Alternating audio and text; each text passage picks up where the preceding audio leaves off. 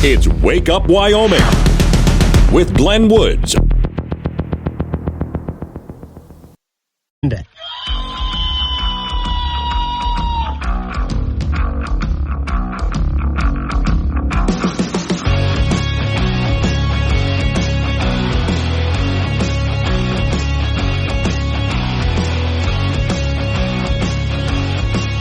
.06 the time. It's Wake Up Wyoming. It is a Thursday already, and I swear I can see the weekend from here. Today's show is sponsored by Do-It-Yourself Pet Taxidermy Kit. You'll never have to say goodbye to Mr. Sprinkles again. And you can put that smile and pleasant look on your pet's face, like it's ready to let off some gas after a really good meal. See, then they're just happier looking that way. Warning, this show contains reference to guns, liberty, limited government, low taxation, the cult of climate change, free thinking, cigar smoking, short people, rubber chickens, Karen's bureaucracy, liberal buzzwords, tour runs, traffic, toilets, terrible jokes, and more. No apologies will be issued. Guest callers may express any opinion they want without fear of being canceled. Unless you're a loudmouth jerk like Dave, then Glenn will hang up on you. Strap in, hold on to your coffee, and feel free to participate. This disclaimer does not refer to every person named Dave, just one particular Dave from San Francisco. We know a lot of Daves. They call this show all the time, and they're great people. So don't call this program and complain that we use your name. That would be a real Dave move, Dave. Okay, so couple of strange stories to start your morning, because I like doing that. You're just rolling out of bed. Why listen to something really irritating first thing in the morning? Let's go to Jackson Hole, Wyoming for this one. Here's the headline from Cowboy State Daily. And Jackson police catch a suspect serial flasher. Wow, a flasher in Jackson Hole. I don't think this guy realizes that everybody out there is outside of his price range, and they're not really impressed. But all right. And by the way, his excuse is, well, my pants just fell down. Whatever happened to the old days when a flasher wore like a raincoat or something like that, right? But no, now they're... And how can you tell? There was that trend for a while where all the guys, walked around with their pants well down below their butts. How could you tell that was a flash? Okay, anyway. The story says, within hours of dispatching social media news alerts Tuesday seeking a serial flasher in Jackson. So that's how we do this today. People start posting on social media that there's a flasher. The police start looking for the guy. They're posted on social media. That's how things are done these days. I'm not complaining. I'm just saying that's how it is. So Alvaro Santiago, 23 years old, is charged with stalking in Jackson Circuit Court. Now, that doesn't mean he was stalking in the court. He was doing it in their park, for example, the one in the center of town.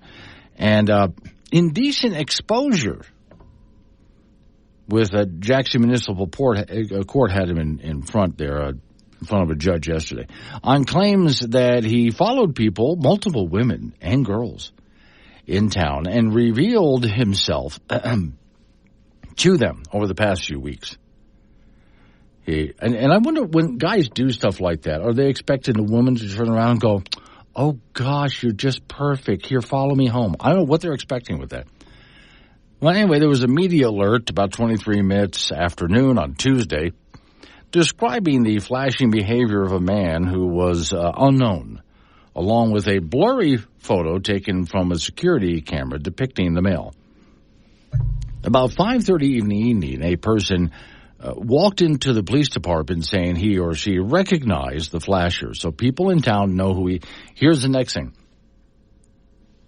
If you're going to do the flashing thing, if you're going to be a flasher, don't do it in a small town.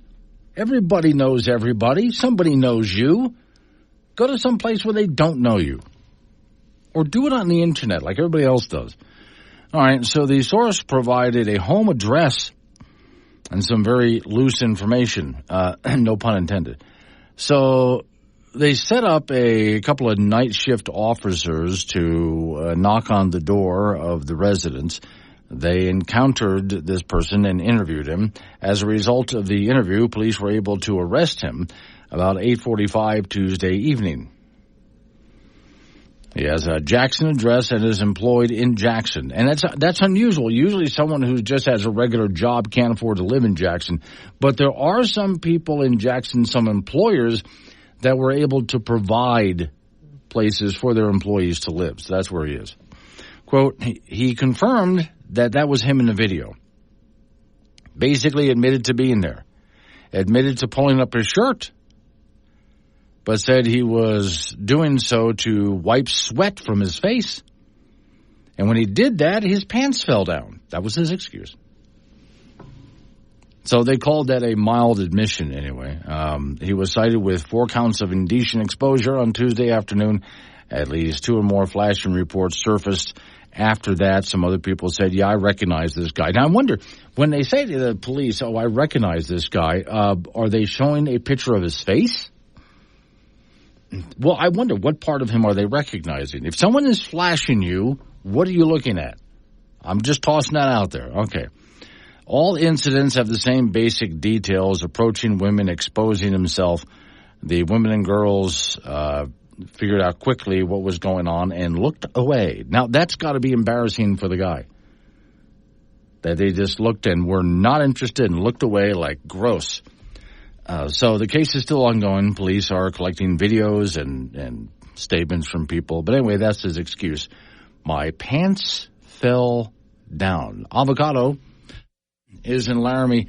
Your disclaimer mentions cigar smoking. I've never heard you talk about cigars. Oh, okay. It's been a while. Avocado said, I'm a big fan of cigars. I would like to hear your recommendations. What are your favorites? Well, I'll tell you a couple. I'm sorry, folks. He's asking, so I'm going to toss him a couple here. The go-to ones, Nubs, and I like the Maduro. I like the dark ones. Nubs. That's a really good go-to one. And CAO, and also the more Maduro ones. I like the dark ones. Those, the reason I say go-to is if I walk into a big humidor and I don't know what to pick, because there's such a variety there, and I'm just walking around going, I don't know what to do today. Those are my go-tos. The Nubs and the CAOs, again, both the darkest ones is what I personally prefer. The reason I pick those is because they're always the same good quality. Always. Okay. So on those rare occasions where I'll go ahead and buy one, those are my go-to cigars. Now, back to the flasher. So I just wondered, when I started reading the story about a flasher in Jackson Hole, Wyoming, I started thinking, well, of all places to go flashing, is that the place you expect? I mean, there's plenty of trailer parks in Wyoming. You would expect it. Well, maybe you wouldn't hear it from there because it's a typical activity, I guess. I don't know. Where would you expect to hear a flasher? Maybe on the campus of UW. Some freak walked onto the campus and decided to try to impress the girls on the campus of UW. You'd expect something like that there, right?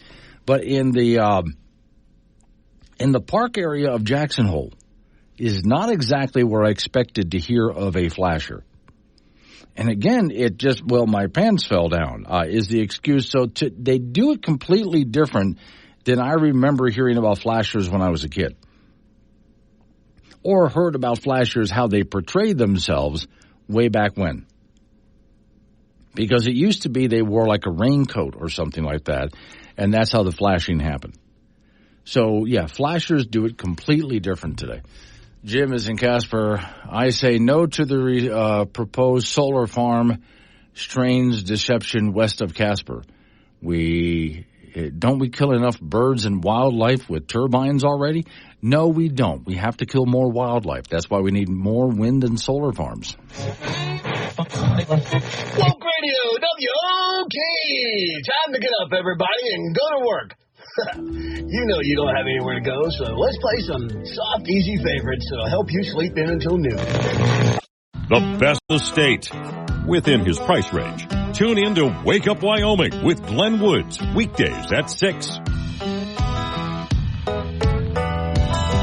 6:22 is the time. It's Wake Up Wyoming. All right, since my sister is listening, Sister Dear, I talked to you about this yesterday, sent a note to the whole family on our little family string of comments that we keep going. And since yesterday, I've had a chance to think about it. Now, folks, when I get done talking about this, later on I'll get into some real news. But, okay. So I'm driving across Wyoming. I'm in some little town. I come across some stores. And I'm going to change the name of the store just so I don't embarrass the actual store. Okay? Lisa's Baby Exchange. Now, the first The name there, Lisa, that's the fake part. The second part's real, baby exchange. And I thought, they have places that do that? Like baby exchanges? I didn't know you can do it. I thought when you're at the hospital, you have a baby, and then you're stuck with it. It's yours. You can't actually go exchange that for anything. But apparently that's a thing. It's a baby exchange. So my imagination just started running wild, and I have like loads of questions on this. I mean, do you have any idea that people were doing this? Going to a baby exchange. Okay, so let me see. If you had known as a parent, would you have traded your kid, by the way? Some of you, yeah, there's at least one kid you would have traded. At least one. I can imagine the reasons. Can we swap this one for one that actually sleeps at night? I bet there's a lot of parents who would do that. This one poops too much and it's gooey all the time. See, okay. Or peed in my face or something like that, right? Then there are the dads who would think about swapping for someone else. Can I get maybe a bigger TV out of the deal? But no, I think most of these places, my guess, I've never been into a baby exchange place before. My guess was that maybe you can only switch for something else. I mean, you can't walk in and go, can I have a puppy instead? Okay, so I guess there would be an age limit because it says baby exchange. Doesn't say toddler exchange. Doesn't say teenager exchange, although I know some of you out there would love to do that. Do they have, now I got a picture of what the inside of the store looks like. Do they have bins in there? So you walk through with your baby and you look at all the different bins with other babies in there and think, well, that one doesn't look too bad. You want to swap it for that one over there? What kind of deals here? Buy one, get one? A two-for deal? What if you have twins? I'll trade you these twins for that one fat one. By the way, oftentimes when I hear people talking about twins, they say two twins. Okay, two twins. That would be four.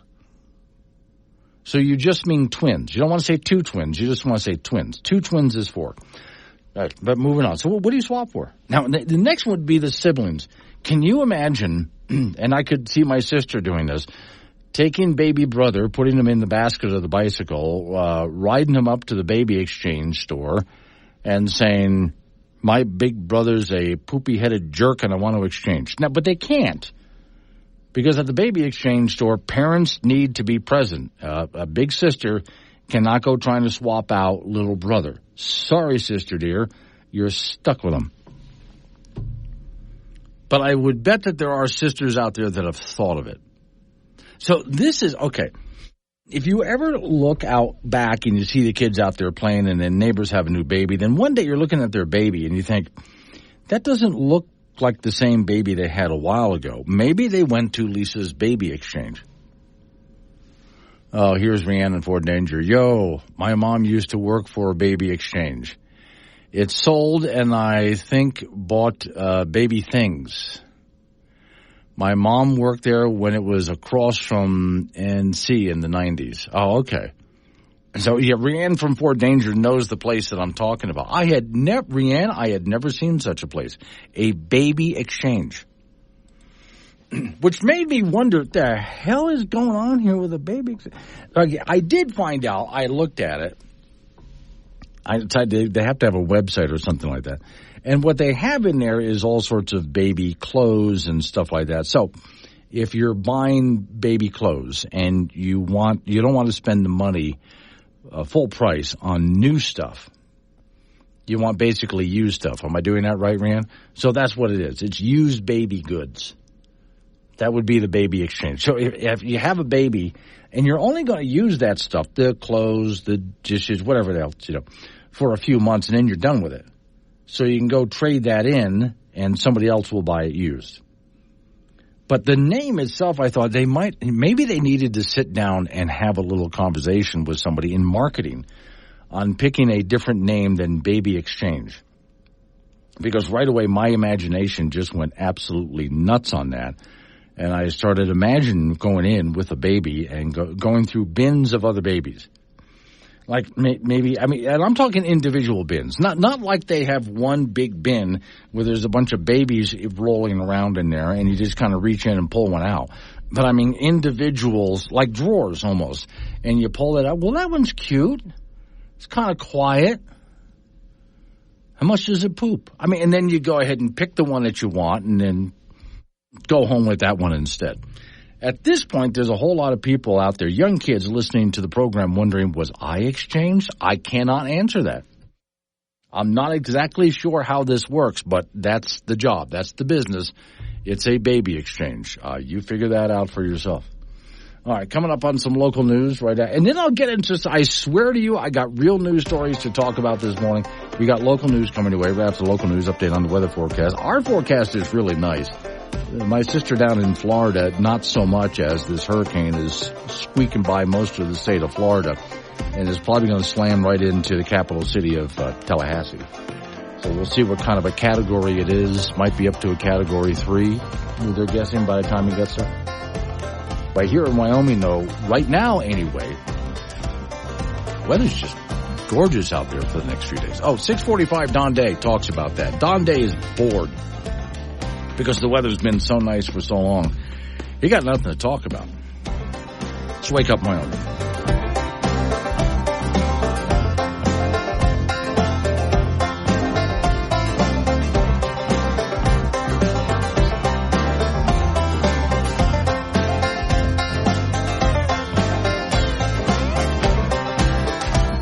Monday. Honestly, he's just happy to be here. Catch Glenn Woods on Wake Up Wyoming, weekdays at 6 on air, on Alexa, and on the Wake Up Wyoming app.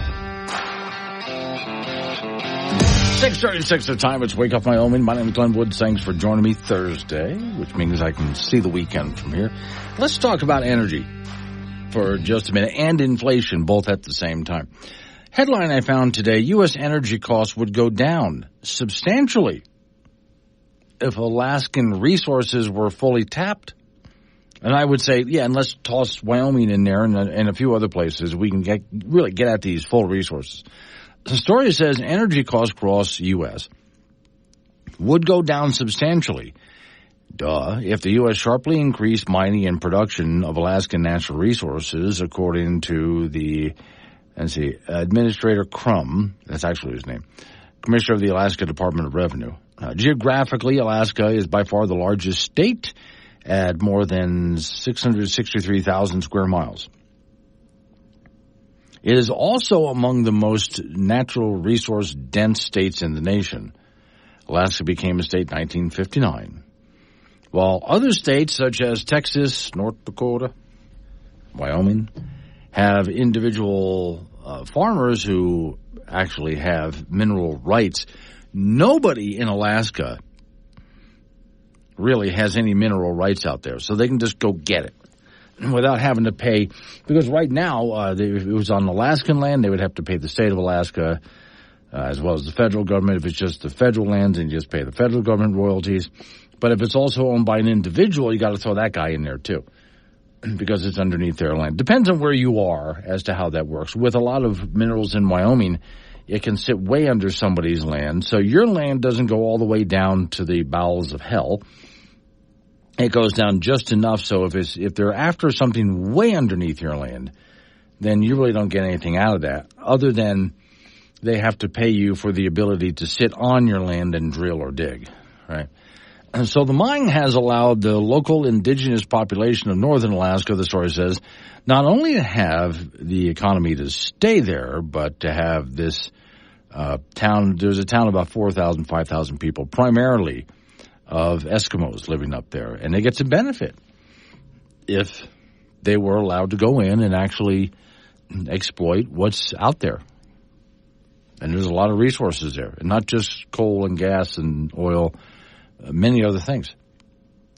Asked about the environmental effects of mining and drilling in Alaska, the Revenue Commission said life expectancy has increased in native communities where natural resources are being extracted. As the industry has strengthened local economies, it would be better for the quality of life for everybody there in Alaska. What about the rest of the country, though, as well? So as I read that story, I thought, yeah, nationwide, and this is a no-brainer, energy costs continue to climb. Now, you're told, well, we get more of this wind and solar, which is cheap energy. It is not, actually. Sounds like it should be, but it costs so much to create wind and solar and even dismantle it. So you think, well, it's the wind's blowing, the sun's shining, I just get free energy. It doesn't work that way. And if it weren't for and then there's the repairs on all of that stuff, and it weren't for the heavy subsidies, every time someplace runs out of subsidies, it goes out of business real fast. So if you want to lower energy costs, oh, by the way, every time that anybody, whether it's a state like California or some other country, tries to go all wind and solar, not only the reliability goes way down, but the cost of energy goes way up. And then the taxes and the borrowing of money goes way the hell up. So how that's supposed to be cheaper, more reliable energy, I don't know. But reading this story from Alaska, it's a no-brainer for the rest of the country. If you want cheaper, more reliable energy, then we go back to what we were doing before. Now, I know what a lot of people like Kamala Harris like to say, well, you don't want to go back, you want to move forward. But sometimes we move forward to a place that's not as good. That does happen, and people do that all the time. Oh, I'm going to make some changes, and the changes they make are not good. So they have to go back to where they were before because things were better before. So that would be the case here. We have all of these natural resources ready to go. What we need instead of what we're doing now is an administration that understands this and is willing to let the free market do what it does. Rather than, you've heard me complain before about the government trying to run the economy. Government doesn't know how to run the economy, nor does government know how to run energy. And so the more out of it government is, the better we'll do. Let the free market handle it. Let competition, especially, handle it. And and for those people who are, because even Jim sent me a note this morning about he's in Casper, the solar farm going to the northwest side, is it, Jim, of Casper, Wyoming. And there's some people who just don't want it out there. Over down in Cheyenne, Chet can tell you, over around Yoder, but it's east of Cheyenne, basically. They want to put a big solar farm in there, and there's people who just simply don't want it there because of the amount of land that is going to take up. But if you want just cheaper, more reliable energy, those things would not exist. Those two places I just mentioned would not exist if it wasn't for the heavy subsidies being dumped into them. Let's Wake Up Wyoming. Wake Up Wyoming with Glenn Woods. Make your voice heard at 888-97-WOODS. This is AM 1030 K2 Radio.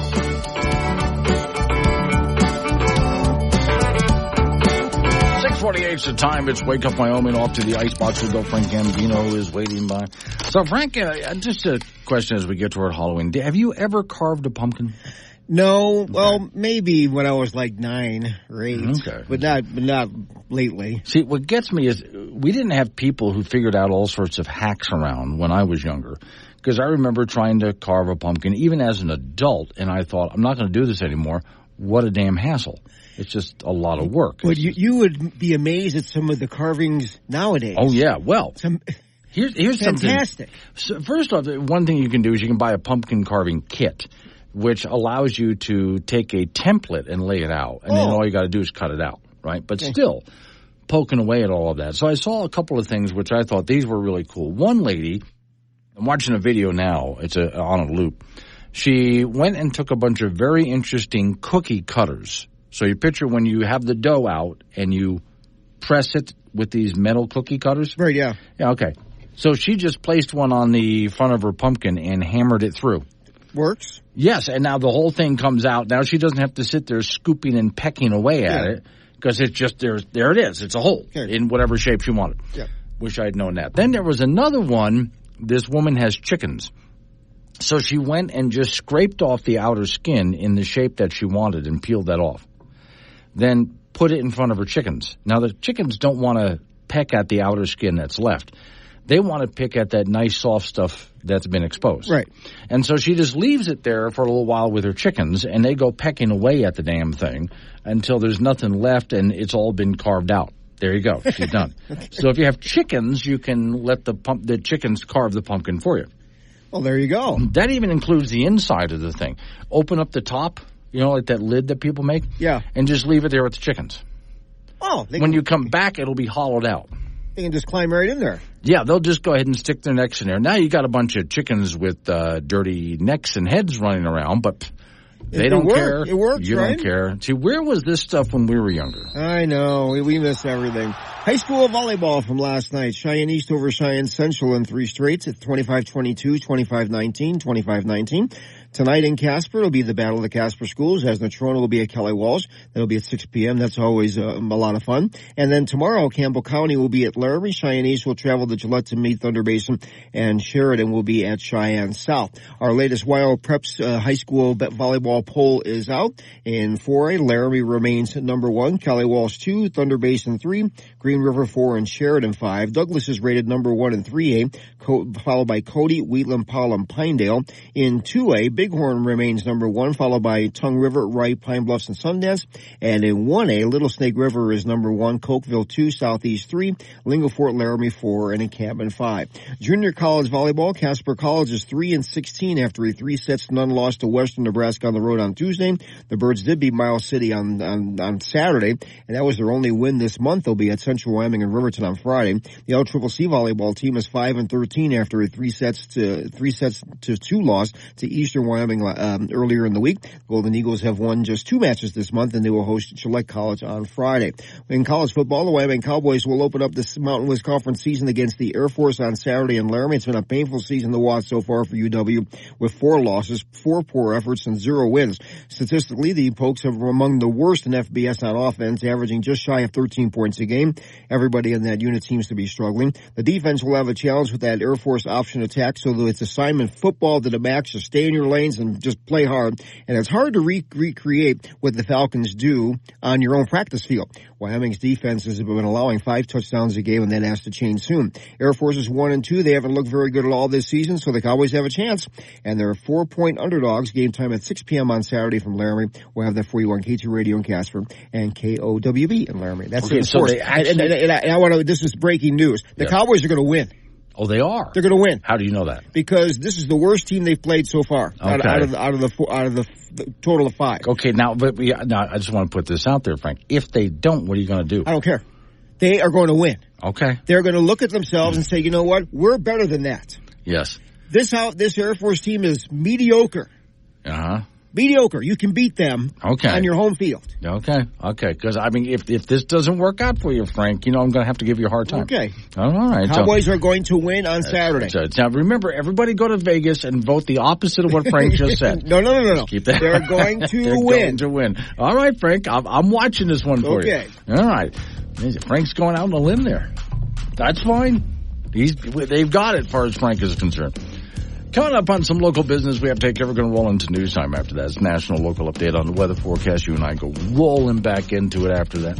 888-97 Woods, the phone number, 888-97-WOODS. I just came across a executive order that Biden wants to sign about gun violence, which to me says he's still not focusing on the right thing. But we'll take a look at what that is right after news and weather. It's Wake Up Wyoming.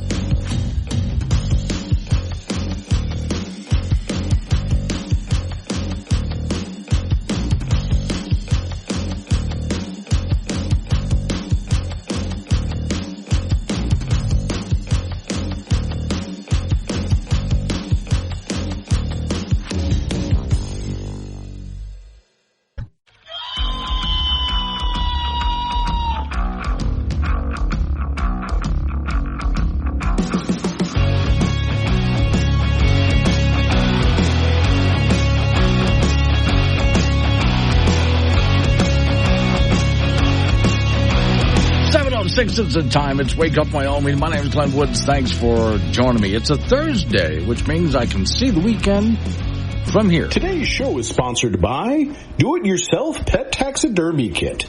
You'll never have to say goodbye to Mr. Sprinkles again. You can put that smile on your pet's face like it just passed some gas or something like that, which makes it look just pleasant, just so pleasant.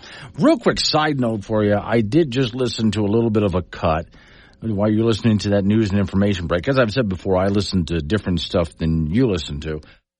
And it was Kamala Harris talking to a cheering crowd who doesn't know any better and telling them that during the Trump administration, manufacturing, especially steel manufacturing, things like that, went down. And he sent those jobs overseas. Now, if you were tracking what was going on when Trump was president, you know the opposite was true.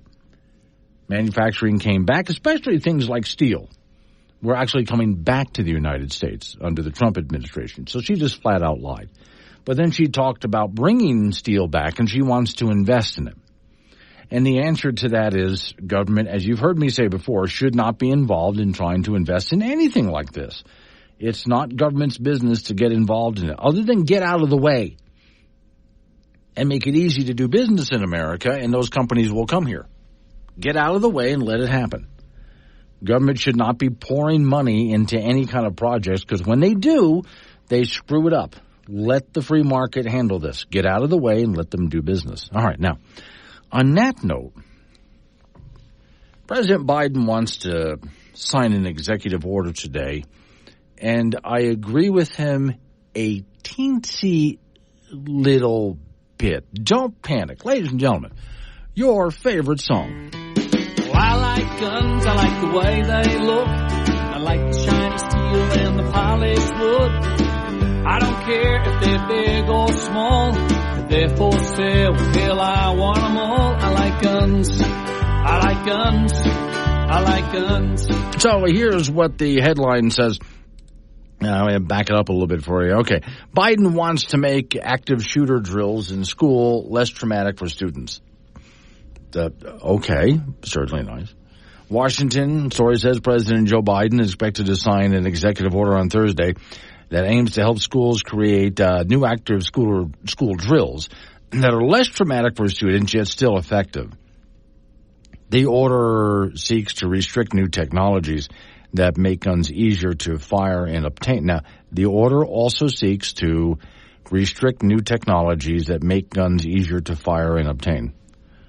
I don't know what that's supposed to mean, but okay. That he shouldn't be able to get away with. All right. The president has promised, and his administration will work through the end of the term, focus on issues most important to him, the story says. Curbing gun violence has been top of the 81-year-old president list for a very long time.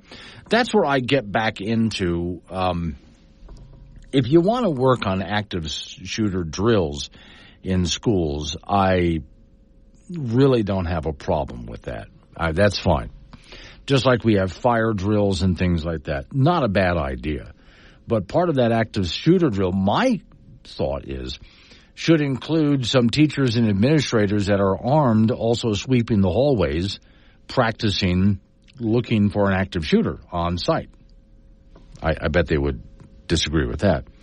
Biden and Harris were to speak about gun violence during an afternoon meeting in the Rose Garden. Okay. And they want a task force to investigate threats posed by machine gun conversion devices, which can turn a semi-automatic pistol into a fully automatic firearm, and then 3D printed guns. All right, now my thought on that, when it comes to something that can convert a semi-automatic gun to act like a fully automatic gun, you can go ahead and make something illegal, but people are still going to create it and use it. So, once again, your law is really not going to do anything. They even want, again, 3D printed, not just guns, but parts for guns that are 3D printed. Well, we want to make that outlaw. We'll make it illegal. You can't buy that on the internet. You can do that, but if someone wants to create such a thing, they're going to go ahead and do it anyway. So there's not a lot you can do about that. That's not really solving the problem. Once again, they avoid the actual issue here, and we've talked about this many times before. The real issue is, what the hell is wrong with someone who wants to go shoot up a school?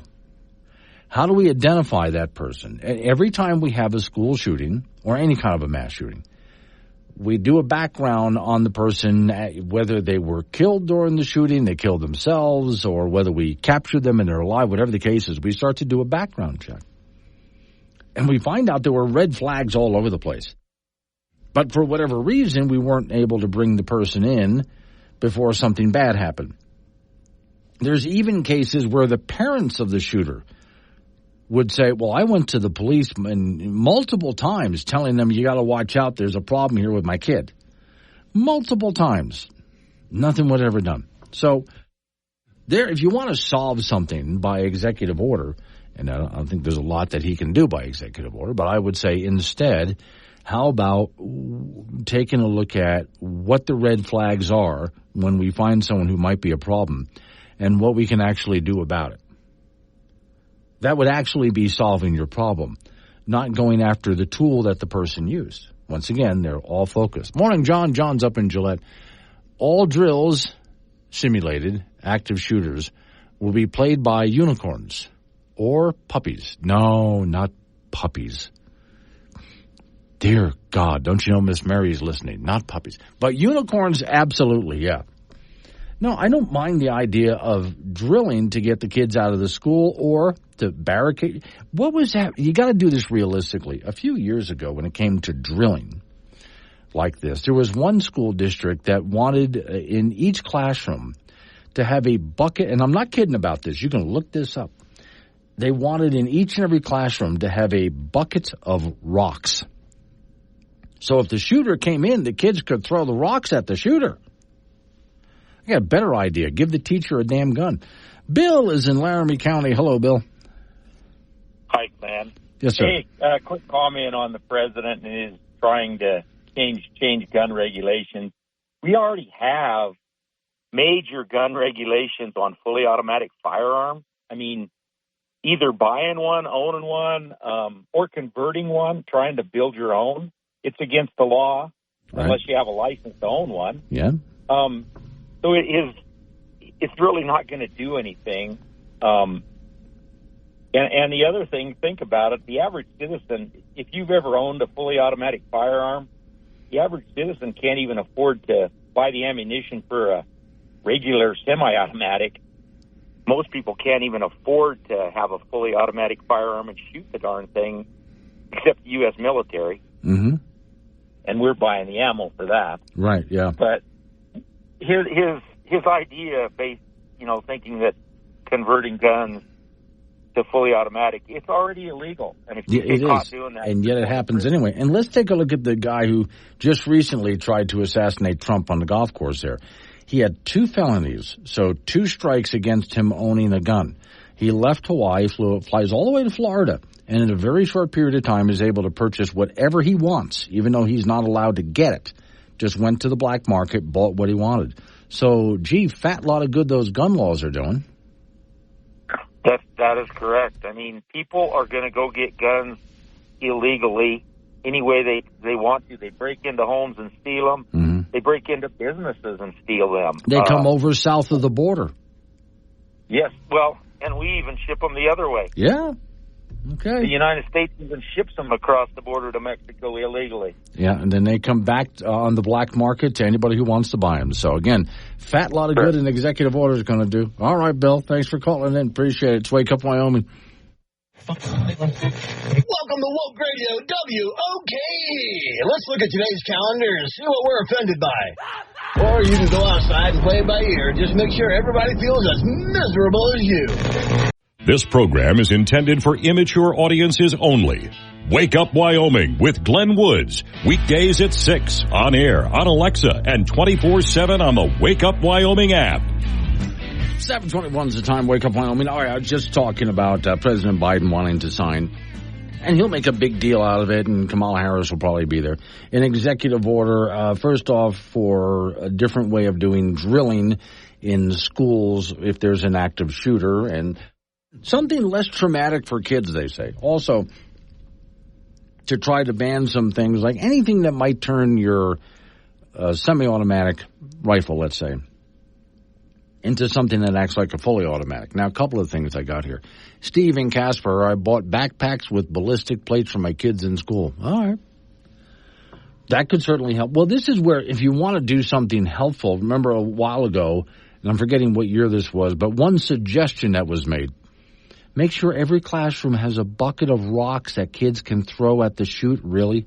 That was actually a suggestion. Joel.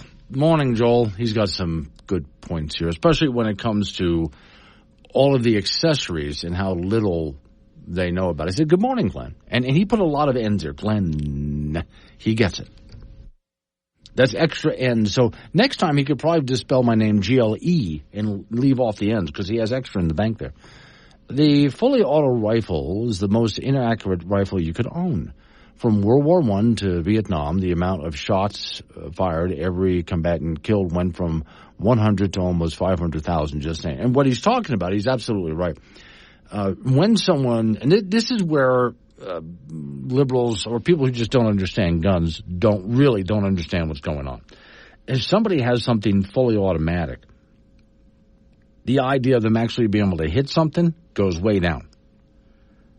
If you want to hit something, you want a semi-automatic and the time to actually take aim and hold that aim. Some gun bouncing around in somebody's hand doesn't really do well with accuracy. Also, when it comes to, they always talk about those high-capacity magazines. Got to get rid of those high-capacity magazines. The higher the capacity magazine, the better chance of jamming. So, which is why when you see our guys, our soldiers in combat, they tend to, you might see them pulling the trigger really fast, but they tend to take aim and pull the trigger one at a time to make sure they hit what they're shooting at. But also, they don't tend to put on the biggest magazines that they can find, because again, they don't want anything to jam on them while they're in combat. But now, let's get into some deeper gun-splaining. The people who know the least about guns want to make laws about guns. Making sure that we don't have high-capacity, rapid-fire magazines that allow mass killings. Maybe we shouldn't have high-magazine clips. Gas-assisted receiver firearms. Machine gun magazines. And what sounded like automatic rounds. Seeing if we can get automatic weapons that kill folks in amazing numbers. If I wanted to fire this on full semi-automatic, well, why do we need jumbo clips? The best do you know what a barrel shroud is? Time. I actually don't know what a barrel shroud is. Because it's in your legislation. It's a shoulder thing that goes up. No, it's not. What the District of Columbia was trying to do was to protect toddlers from guns. It is harder to buy cough medicine than it is to buy an AK-47 or 50 of them. It is easier for a teenager to buy a Glock than get his hands on a computer or even a book. It's legal to hunt humans with 15-round, 30-round, even 150-round magazines. Hold on. I didn't know it was legal to hunt humans, but go on. And he was not able to buy a weapon that shoots off 700 rounds in a minute. Pistols are different. You have to pull the trigger each time. An assault weapon, you basically hold it, goes... Blah, blah, blah. No, those are fully automatic weapons. Okay. This right here has ability with a 30 caliber clip to disperse with 30 bullets within half a second. Use these silencers to make them more available, which, as you can the imagine, hunters, their ears were hurting. If you want to protect yourself, get a double-barrel shotgun. Put that double-barrel shotgun and fire 2 blasts outside the house. If you ban them in the future, the number of these high-capacity magazines is going to decrease. I'm just going to fade this down because also that last one that you're just hearing right there, that lady has this idea that, okay, let's say you buy a magazine that is not a clip, it's a magazine. You buy a magazine that's filled with bullets. And so once you're done with the magazine, you basically throw it out and have to buy another magazine. So her idea, that's what she thinks. So her idea is, well, then you just go ahead and ban the sale of new magazines. Then they run out of magazines every time they use one. Not realizing that all you have to do is reload the magazine. I also like some of the lines in there, like the assault bullet. Did you know that? That there is an assault bullet out there? They're for assault rifle. Yeah. Okay, so this is what I mean by people who absolutely know nothing about guns want to lecture us on guns, want to gun-splain to us. Oh, wait. This one's probably worth listening to. Liberal logic on gun control. After a 50-year war on drugs, the government can't stop it from crossing our borders. Can't keep them out of our schools. Can't stop the overdose rate from climbing. Can't keep them out of prison. Definitely can't keep them off the street. But want you to trust them enough to know that they will keep guns out of the hands of criminals when you hand yours over. And, of course, my favorite piece to play, let's go out into space. I mean, a galaxy far, far away, a very long time ago. Since you are reluctant to provide us with the location of the rebel base, I have chosen to test this station's destructive power on your home planet of Alderaan. No, Alderaan is peace, but we have no weapons. You can't You will possibly... prefer another target? Okay, see, what happened there is if Alderaan had actually had weapons, then when somebody showed up to destroy the whole planet, they would have been able to fight back. We're peaceful. We don't have any guns. Well, then someone's going to just show up and destroy you. So you might want to do something about it. So back to what Biden is trying to do. Again, if he wants to go into school and have better drills for kids in school, okay, yeah, fine, as long as it actually is a better drill. There's something that actually works. And while you're at it, let's go ahead and drill some teachers and administrators and custodians on how to shoot back. That would be, I think, a great idea. But he's not going to do it that way, is he? Next, again, trying to ban things like anything that would turn your rifle into more of an automatic thing. Or 3D printed is also what he wants to ban. Just simply not going to work. It isn't going to work. Because anybody who wants those things is still going to get them. And if they're illegal, then you know the only people who are going to get them in the vast majority of cases are people with bad intentions. And if you're thinking it, you're right. And those are the people with the bad intentions who are going to have all of the high-powered guns that those leftists are so worried about. Coming up on some local news that we have to talk about after a local news update on the weather forecast. You and I get back into it. 888-97-WOODS is the phone number. That's 888-97-WOODS. Then, Don Day joins us for the extended weather forecast, and still, he's really bored because nothing much is happening in the weather. So I'll try to cheer him up. I'll work on it. Let's Wake Up Wyoming.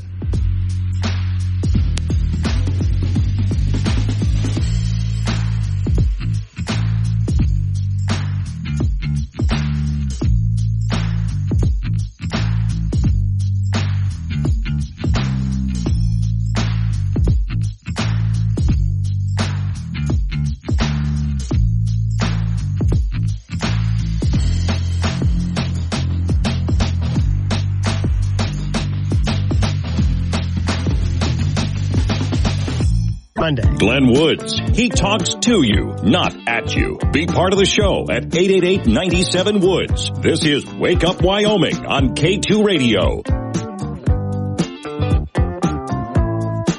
7:36 the time. It's Wake Up Wyoming. So your Congresswoman Harriet Hageman voted against that recent spending bill. In case you hadn't heard, Congress, Republicans and Democrats, just passed another stopgap spending measure before they ran out of money again.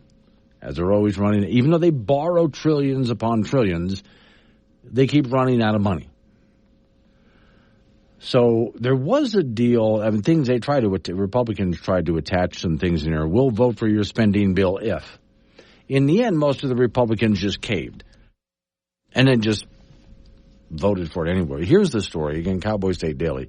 U.S. Representative Harriet Hageman, Republican, Wyoming, one of 82 members of the U.S. House to vote against a spending package that would keep the federal government open until Wednesday.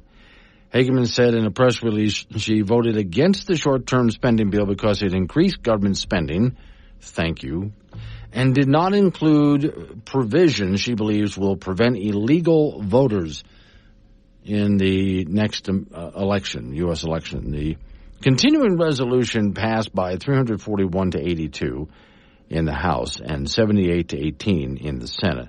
Quote, I heard from constituents across Wyoming, so thanks for listening, who made it clear that there should be no consideration of a continuing resolution without protecting our elections. Continuing resolutions, she says, are bad fiscal policy that prevents Congress from addressing real, substantive issues like failing to curb excessive spending. So both Wyoming Republican, Senator Barrasso and Cynthia Lummis voted in favor of the continuing resolution. Quote, the people of Wyoming expect their government to remain open and working for them, Barrasso told Cowboy State Daily. This legislation keeps our national parks open and ensures Wyoming troops continue to get a paycheck. My answer to that would be I would rather they voted against it. Personally, I mean, you tell me if you think I'm wrong, but personally I would rather they voted against this thing because I don't care if the government remains open. And really, when they do, we've talked about this before, when government has been shut down before, most of government remains open anyway. Very little actually gets shut down.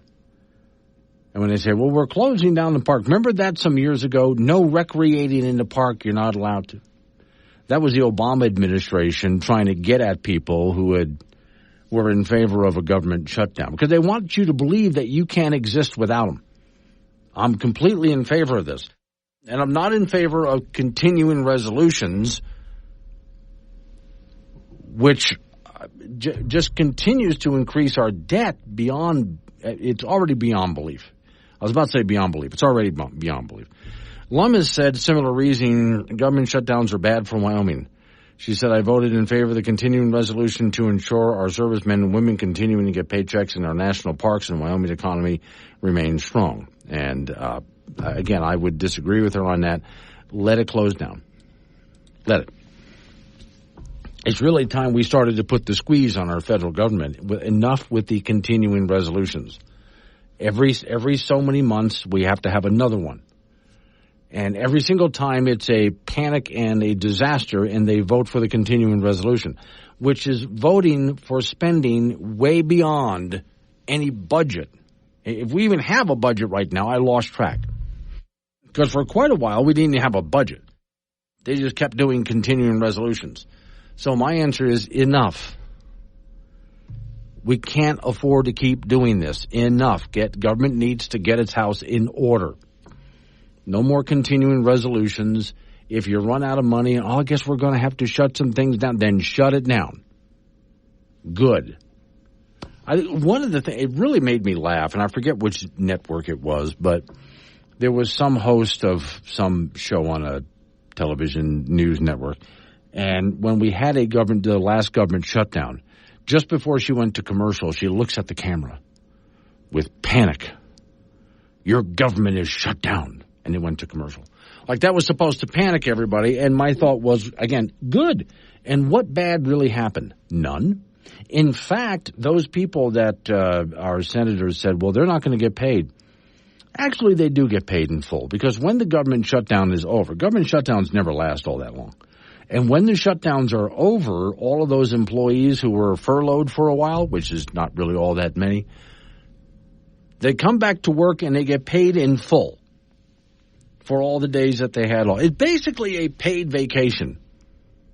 They do just fine. They still get all their money. So again, to me, I can't tell you how annoyed I get. And we're going to do this again. We will do this again. After they finally get back from their break, Congress will fight over another spending bill, and it'll be a massive thing that nobody reads. And every so many months they run out of money again, and they do another continuing resolution. And our debt continues to skyrocket to the point that eventually the dollar crashes. 742, Wake Up Wyoming. Covering world-ending catastrophes for years to come. It's Wake Up Wyoming with Glenn Woods. Find content, chat live, and listen on demand on the Wake Up Wyoming mobile app. 7:45 is the time. It's Wake Up Wyoming. Off we go to talk to weatherman Don Day, who in Wyoming anyway is so utterly bored he started forecasting the weather out to 2035 just to keep himself busy. Got to do something. Something anyway, yeah. Now, if you were a forecaster in Florida right now, you'd be busy. Very busy, yes. Yeah. I mean, they're batten down the hatches for sure. It's I just looked at a satellite image, and in the last hour and a half, it's formed the classic I signature. Right. So it's out over open water now, and it's going to really intensify. I did watch, there's a meteorologist I like watching out of Tampa Bay, who was saying overnight the thing actually had two eyes, and that was keeping it from intensifying. But he said when those two come together and it forms one solid eye, that's when the intensity happens, which you were just saying does. Now, my hope, as I mentioned yesterday, is as it moves up, if it gets right in the crooks of the Big Bend, That's mostly marshland and forest land, and that absorbs a lot of that tidal surge. Now all they have to worry about is wind and rain. But the worst of it is that surge that happens on the right side of the storm. Back to Wyoming where nothing's happening. I mean, it's clear. No, it's just, the hurricane's much more exciting. Yeah, it's much more. Well, I did notice, again, clear skies. Now, we are just a tad on the warm side, but who's complaining, really? Yeah, we are going to be a bit on the warm side today. Overnight temperatures really didn't drop much, and that's because we'll have a little wind today. If we were to complain about today, it'll be the fact that the winds are up a bit. There's a little disturbance going across the Montana-Canadian border. And when storms I don't really want to call it a storm, but when systems go to our north, we get a little breezy here. But the winds will back off tomorrow. Tomorrow will drop a few degrees. We're still looking at through Sunday, Glenn, this very warm, dry, sunny pattern. Monday and Tuesday is going to cool off a bit. You know, some areas might be 60s and 70s, which is actually about seasonal for late September and early October. Okay, but we got to wait a while before we get any wet here, it looks like. Yeah, and, you know, the remains of Helene are going to go up and merge with a low that's already in the upper Mississippi Valley, and that's going to just stall. And so that's going to cause this log jam to continue. So this high pressure ridge, which has been overhead all week, it's got nowhere to go. Mm-hmm. So it's just going to stay right on top of us. Okay. Well, at least they could share some of that rain. I mean, you would think, but no. No, it's certainly concentrated in a lot in a smaller. You know, if you were to add up the predicted rainfall off the models, 30 trillion gallons. Oh, my God. That's a lot of swimming pools. There you go. All right. Thank you, Don. Don Day with day weather. Yeah, all the excitement is happening in some other states, not where he is. He's just bored. Off we go to talk to Frank Gambino, who's over there in the icebox. So I want you to picture for a moment that you're out there just cleaning out someplace like your garage. Okay. Something like that, right? Yeah. And your cat's out there with you. Okay. And while your cat's sort of poking around, like you're doing, you're poking around stuff, and your cat's poking around. Yeah. And your cat ends up playing with something on the floor. And, of course, you're curious, what's the cat playing with? And nothing, just a hand grenade. Oh. Yeah. So the bomb squad was called. You know, thankfully the cat doesn't know how to pull the pin on the damn thing. But actually, they were down in their basement, it said. They saw the cat had knocked something over and was playing with this thing. It looked kind of like a ball. In fact, the grenade was, well, immediately they called police. They didn't know where that came from. Previous homeowners, apparently. Oh, it was left a hand grenade. War booty. Something like that, yeah. And it still had the pin in it and all that kind of stuff. So, there's someone does have it. I think this is very funny. It's a little video of a cat laying on the floor, and it's playing with a hand grenade, and it's biting on the pin. The cat's teeth will break. Yeah, probably, something like that. But anyway, boy, the kinds of stuff that your cat will find, and so a live hand grenade. Who owned the house before you owned your house? Yeah. Well, I don't have any hand grenades. No, but before you owned your house, who owned your house? I think an old lady did. Oh, okay. Well, then she would definitely. If she's a Wyoming old lady, she was most definitely had hand grenades laying around. Oh, of course, right in the crawl space. Obviously, that would be. So I would go ahead and check for stuff. Has your cat ever found weird stuff in the house? No, it's been the house right now is it has weird stuff in it, but the cat will not have access to it. Oh, okay. See, now you've left everybody curious. What kind of weird stuff does Frank have in his house? Stuff that I need to throw away, I think, too. Probably a long time ago. Can you imagine a Frank Gambino yard sale? Oh, no. How much sports memorabilia would be in that? Yeah, and nobody would buy anything, and then I'd have it all again, and then I got to put it back. Yes, you know, some garage sales are good, and some are not so good. Right? Yeah.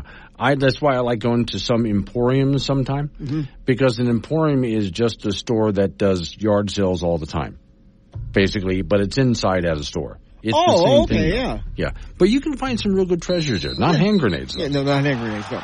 High school volleyball from last night down in Cheyenne. East over Central 3-0, 25-22, 25-19, 25-19.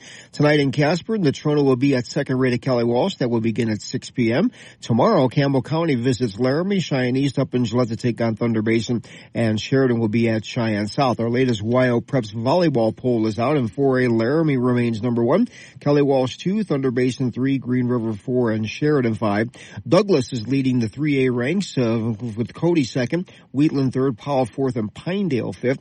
In 2A, it's Bighorn number 1, Tongue River 2, Wright 3, Pine Bluffs 4, and Sundance 5. And in 1A, Little Snake River is leading the pack, followed by Cokeville, Southeast, Lingleport, Laramie, and Encampment. In junior college volleyball, Casper College is 3-16 after a 3-0 loss to Western Nebraska on the road earlier this week. The Birds did beat Miles City back on Saturday at home. That's their only win this month. They'll be at Central, Wyoming, and Riverton on Friday. The LCCC volleyball team is 5-13 on the year after a 3-2 loss to Eastern Wyoming earlier in the week. The Golden Eagles have won 2 matches this month, and they will host Gillette College on Friday. Wyoming Cowboy football team will open up Mountain West Conference play against the Air Force on Saturday in Laramie. It's been a painful season to watch so far for UW, with some poor efforts and 4 losses and no wins. Statistically, the Pokes are among the worst in FBS on offense, averaging just shy of 13 points a game, and everyone on that unit seems to be struggling. The defense has a challenge with the Air Force option attack, so it's assignment football to the max, and it's hard to recreate what the Falcons do on your own practice field. Wyoming's defense has been allowing 5 touchdowns per game, so that's got to change soon. Air Force is 1-2. They haven't looked all that good either, so the Cowboys have a chance, and they are just 4-point underdogs in the game, which will start at 6 o'clock on Saturday from Laramie. We'll have that for you on K2 Radio in Casper and KOWB in Laramie. That's in sports. Frank is convinced that Cowboys are going to win. Yes, they are. They're done. That's it. Yes, they are. And he's not hearing anything from you out there who's saying no, they're not. No. They are going to win. Yes, okay. Well, why are you so sure? Because Air Force isn't any good either.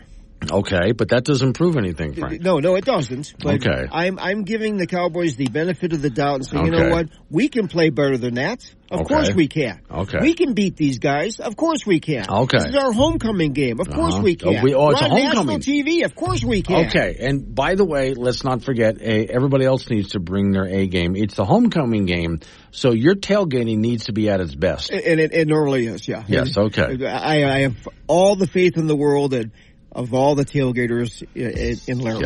Yes. They do it up right. Planning for this for a very long time. They're professionals. Thank you. Professional tailgaters. Coming up on some local business we have to take care of. Well, the tailgating has to be good. And hopefully these guys, if it's homecoming, he's right. For homecoming, pick a team that absolutely sucks more than you do and win. And there you go. There's your homecoming game. Coming up on some local business we have to take care of. We're going to roll into news time after that. National local update on the weather forecast. For those who missed it earlier this morning, a flasher was captured in Jackson Hole, Wyoming. You're going to love his excuse. And open phones. It's Wake Up Wyoming.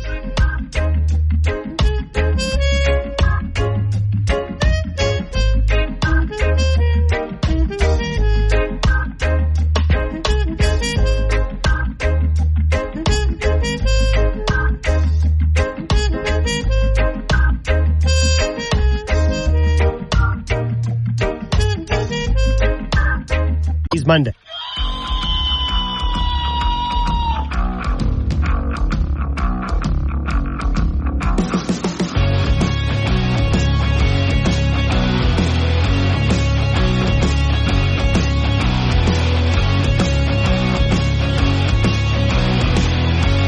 The time. It's Wake Up Wyoming. It's a Thursday, and I swear I can see the weekend from here. Today's show is sponsored by Do-It-Yourself Pet Taxidermy Kit.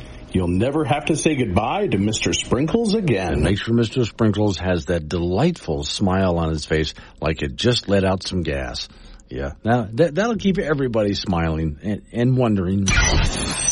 Warning, this show contains reference to guns, liberty, limited government, low taxation, the cult of climate change, free thinking, cigar smoking, short people, rubber chickens, Karen's bureaucracy, liberal buzzwords, tour runs, traffic, toilets, terrible jokes, and more. No apologies will be issued. Guest callers may express any opinion they want without fear of being canceled. Unless you're a loudmouth jerk like Dave, then Glenn will hang up on you. Strap in, hold on to your coffee, and feel free to participate. This disclaimer does not refer to every person named Dave, just one particular Dave from San Francisco. We know a lot of Daves. They call this show all the time, and they're great people. So don't call this program and complain that we use your name. That would be a real Dave move, Dave. It is open phones, by the way. 888-97 Woods, the phone number. That's 888-97 WOODS. You can talk about what I'm talking about. Change the subject if you want. Fine by me. Real quick. Of course, I'm interested because it was where I was raised. A hurricane moving up along the coast of Florida probably hit the Big Bend area. And so on the ridiculously large television I have in the studio with me, I'm watching a local station out of Tampa Bay that's covering this. And interesting to me, they just did a story about electric vehicles, like your Tesla and other electric vehicles. And there's a warning. See, if you live on a coastal area and storm surge comes in, that means there's going to be a lot of salt water that's going to come right in. And you've seen pictures before, flooded areas, and there was a bunch of cars underwater. Or partially underwater, whatever the case might be. And they're warning owners of electric vehicles, your vehicle might catch fire. If salt water gets into those batteries that run your electric vehicle, it could start a fire. Not just when the car is sitting there, but as everything dries out. If you jump in your car and think, well, okay, let's see if it runs, and you start it then, that could start a fire. So electric vehicle owners really have to be careful about starting a fire, whether they're running their car or not. But especially, it seems like the warning was especially if they try to start their car after. Not like it could happen. It could happen while it's just sitting there, but that's the big danger. If they try to start their vehicle after and water damage has been done. Now, just so you know, if you owned a car that's not electric, it's just your old-fashioned internal combustion engine, and a bunch of salt water gets into it, that can still ruin the car anyway. A lot of times cars that get under all of that salt water, they're just totaled out. They're just it ruins all sorts of things. But the idea of the vehicle just catching fire because of salt water, that's a whole different ballgame there. We'll see what happens. After the warning, I'm going to be really interested to see what happens if anything like that actually does occur. Because there's the warning. Let's see if it actually happens. All right, now, I mentioned this earlier this morning. I want to catch the audience that comes in later today. So we had a flasher in Wyoming. Normally, yeah, and Jackson was the place. Right? You would expect some other town. I mean, look, if we have flashers, you tend to think, well, some trailer park, somewhere in some really ratty town. Well, you kind of expect it to happen. I mean, there's people walking around butt naked anyway, so what do you expect, right? But in this case, Jackson? Well, what billionaire was flashing people? No, that's not the case. There are some businesses in Jackson that have actually set up housing for their employees. I wonder if they're regretting it now. But they have set up some housing so their employees can live in Jackson, right? Good idea. So they're in the Central Park area of Jackson. If you're familiar, you know where I'm talking about. Several ladies of various ages. I mean, attractive middle-aged women on down to very young ladies. And this guy would walk up, young man, and he swears when somebody recognized him, it's a small town, so people recognize other people. So there were those who said, I think I know who that was, because they had a video of the guy. And apparently his pants would just fall down. That's what he told police. Well, I was using my T-shirt to wipe the sweat off my face, and while I was doing that, my pants fell down. Okay, we can buy that once. But after it happens like 10, 12 times, we begin to wonder if it's an accident. Okay? So, the ladies were not impressed. They all just kind of turned away like, ew. Guys, look, if you're someone who wants to flash women, I would say your self-esteem is low enough as it is. Because if you were any kind of a real man, the ladies would be asking to see. If you were a real man, they would be curious. If you're not all that great, nobody's asking to see. You follow me on this? Okay. So then you go show them anyway. And your reaction is, ew. Okay, now that's really a blow to the ego. So for anyone out there who's ever been tempted to flash the ladies, I would say don't. If you've had a hurt ego before, you're really going to have one when they're done going, oh my God, or they laugh. You don't want that. Now, the excuse of, again, my pants fell down. You can use that once. You can't use that like 12 times or more. I'm sorry, it doesn't work that way. So yeah, they have a flasher that they caught. And of all places, Jackson, Wyoming. But I still go back to, look, if it happened in some trailer park somewhere, nobody would have said anything because you kind of expect that. And as I've said before, in a lot of trailer parks, they're just people walking around naked anyway. So does it really matter? No. 888-97-WOODS is the phone. That's why you don't hear about it. 888-97-WOODS, 888-97-WOODS. Off to the phones we go. Hey, Jude. Hey, I got to correct my planning and zoning meeting for the solar, proposed solar panel, what do you call it, place.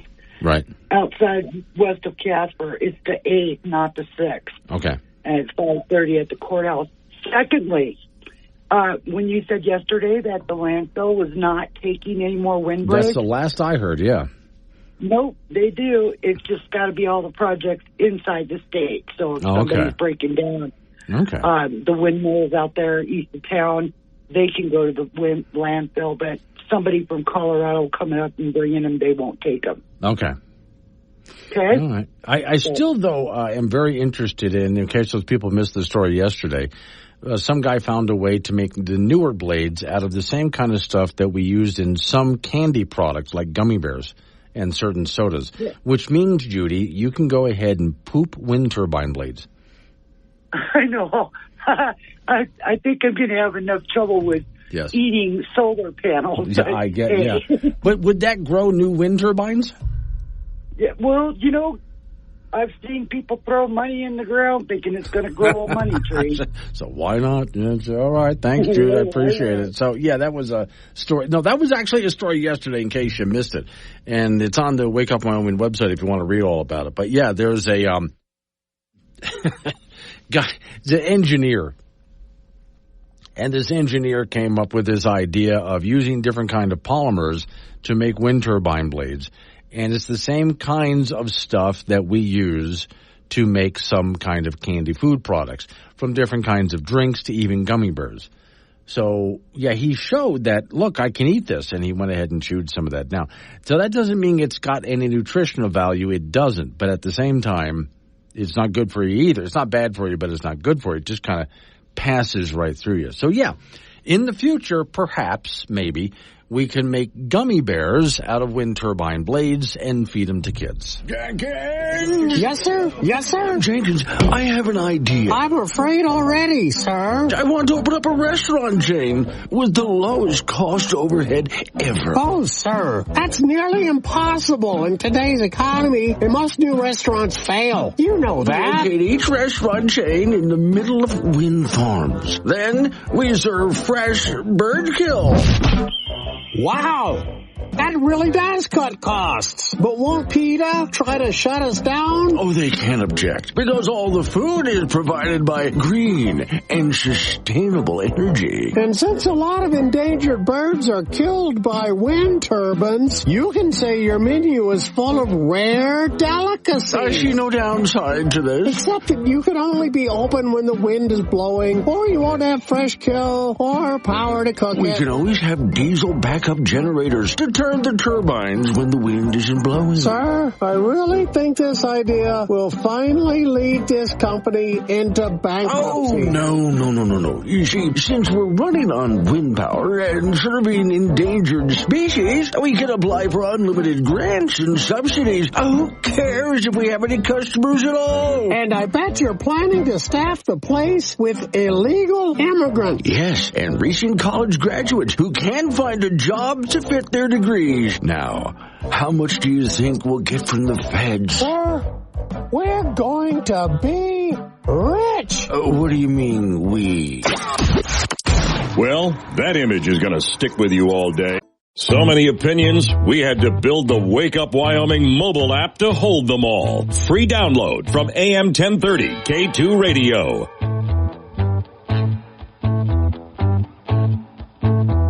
8:22 is the time. It's Wake Up Wyoming. 888-97 was the phone number. That's 888-97-WOODS. Now, a couple of people are shooting me some comments off the Wake Up Wyoming app about the flasher in Jacksonville. My thought is, remember the days when flashers wore like raincoats, stuff like that?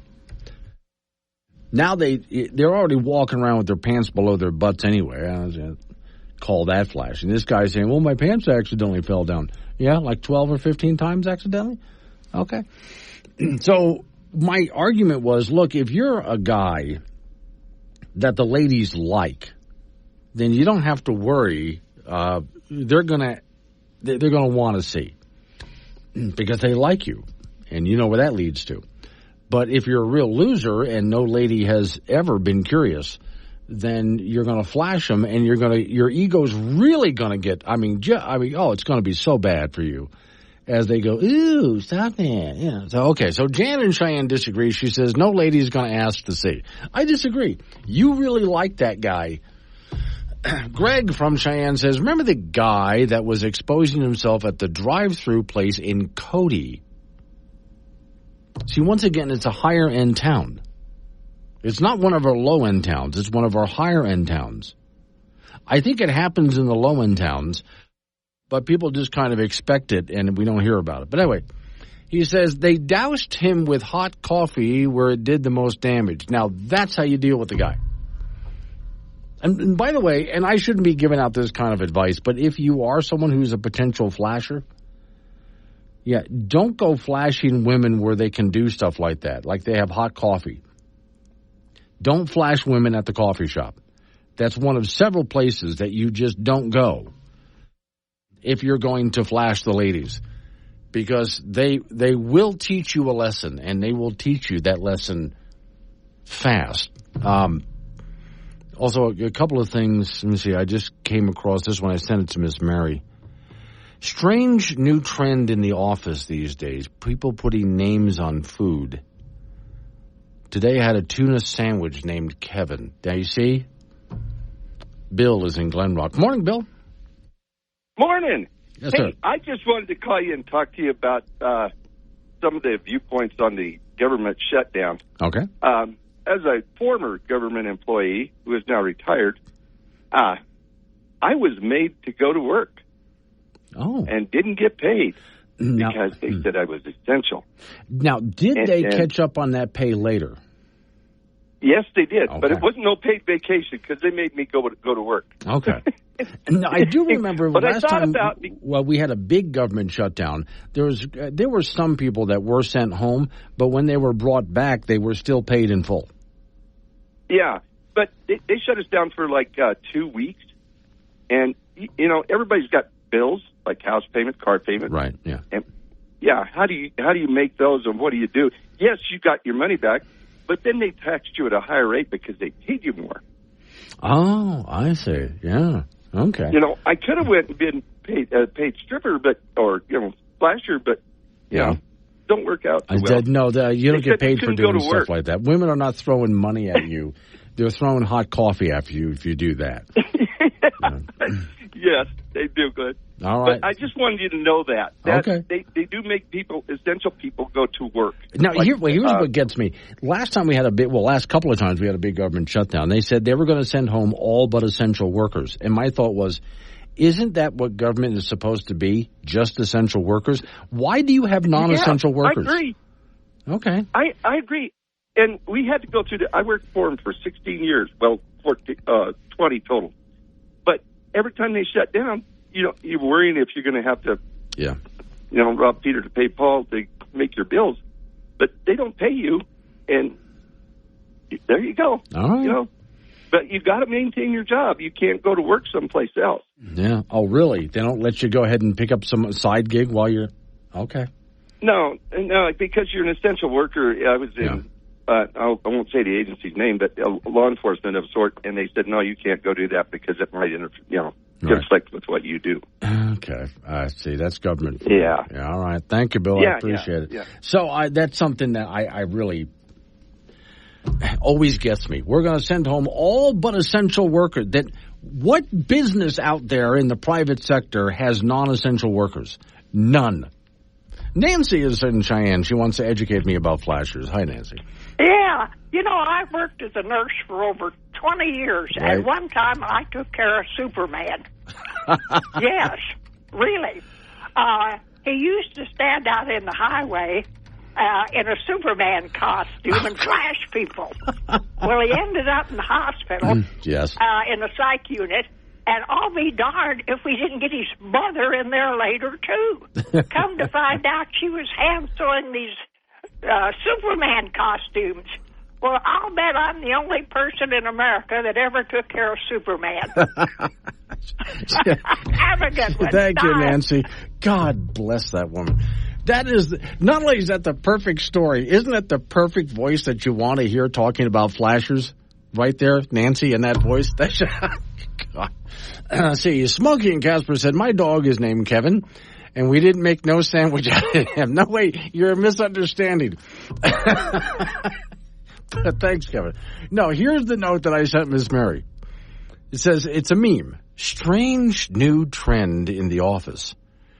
People putting names on food. In the fridge. Today I had a tuna sandwich named Kevin. Smokey says, my dog is named Kevin. We didn't make a tuna sandwich out of it. No, I don't think you can anyway. Well, it would taste like chicken anyway, wouldn't it, Smokey? By the way, Smokey, think about this. Smokey has a dog named Kevin. It's not that Kevin has a dog named Smokey. Smokey has a dog named Kevin. Think about that for a minute. All right. You guys are great. Coming up on some local business we got to take care of, and we're going to get back into it again. 888-97 Woods, the phone number, 888-97-WOODS. You can talk about what I'm talking about or change the subject. I got a few topics, but you just jump right in if you want. If you want to call, that's great. If you don't, you can do what Smokey and Greg and Cheyenne and Jan and so on are doing. They're texting me on the Wake Up Wyoming app. Just download the app for free at your app store and hit the chat option. Send me a text message, and I respond to those too. It's Wake Up Wyoming.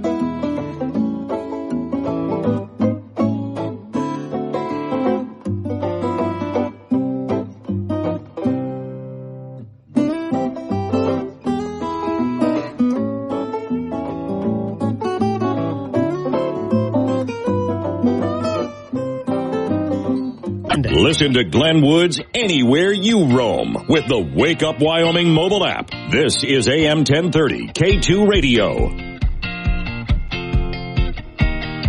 8:36 the time is Wake Up Wyoming. All right, to what I had said here, again, this is a meme. Strange new trend in offices, people putting names on food in the company fridge. Today had a tuna sandwich named Kevin. Mandy May in Casper says, hey, my name is Prime Rib Phil. Now, RH in Wiggins, Colorado. Glenn, Smokey can take Kevin, the dog, to Springfield, Illinois, and make Kevin into a sandwich, and then sell the sandwich. Yay, capitalism. Yeah. Jones, also back up in Casper, says, yep, Nancy's voice is awesome. And it is. I love it when Nancy calls, especially when she calls and talks about flashers and Superman outfits. Okay, so real quick, something I just want to, how to do this. I got to be very careful. I'm going to slightly alter the name of this business because I think it's a good idea. So the first name in this, which is a 3-word name for the business, the first one is altered to protect the innocent. Now, you folks out there are going to have, especially if you're parents, you're going to have to help me out here. I'm driving through a Wyoming town yesterday, and I come across a business, altered name, Lisa's Baby Exchange. Baby Exchange. Is that a thing? You can do that? Because I thought when you got the kid at the hospital, you were kind of stuck with it. I have lots of questions here. Any of you folks have any idea that people were doing this? Have you ever been tempted to trade your kid?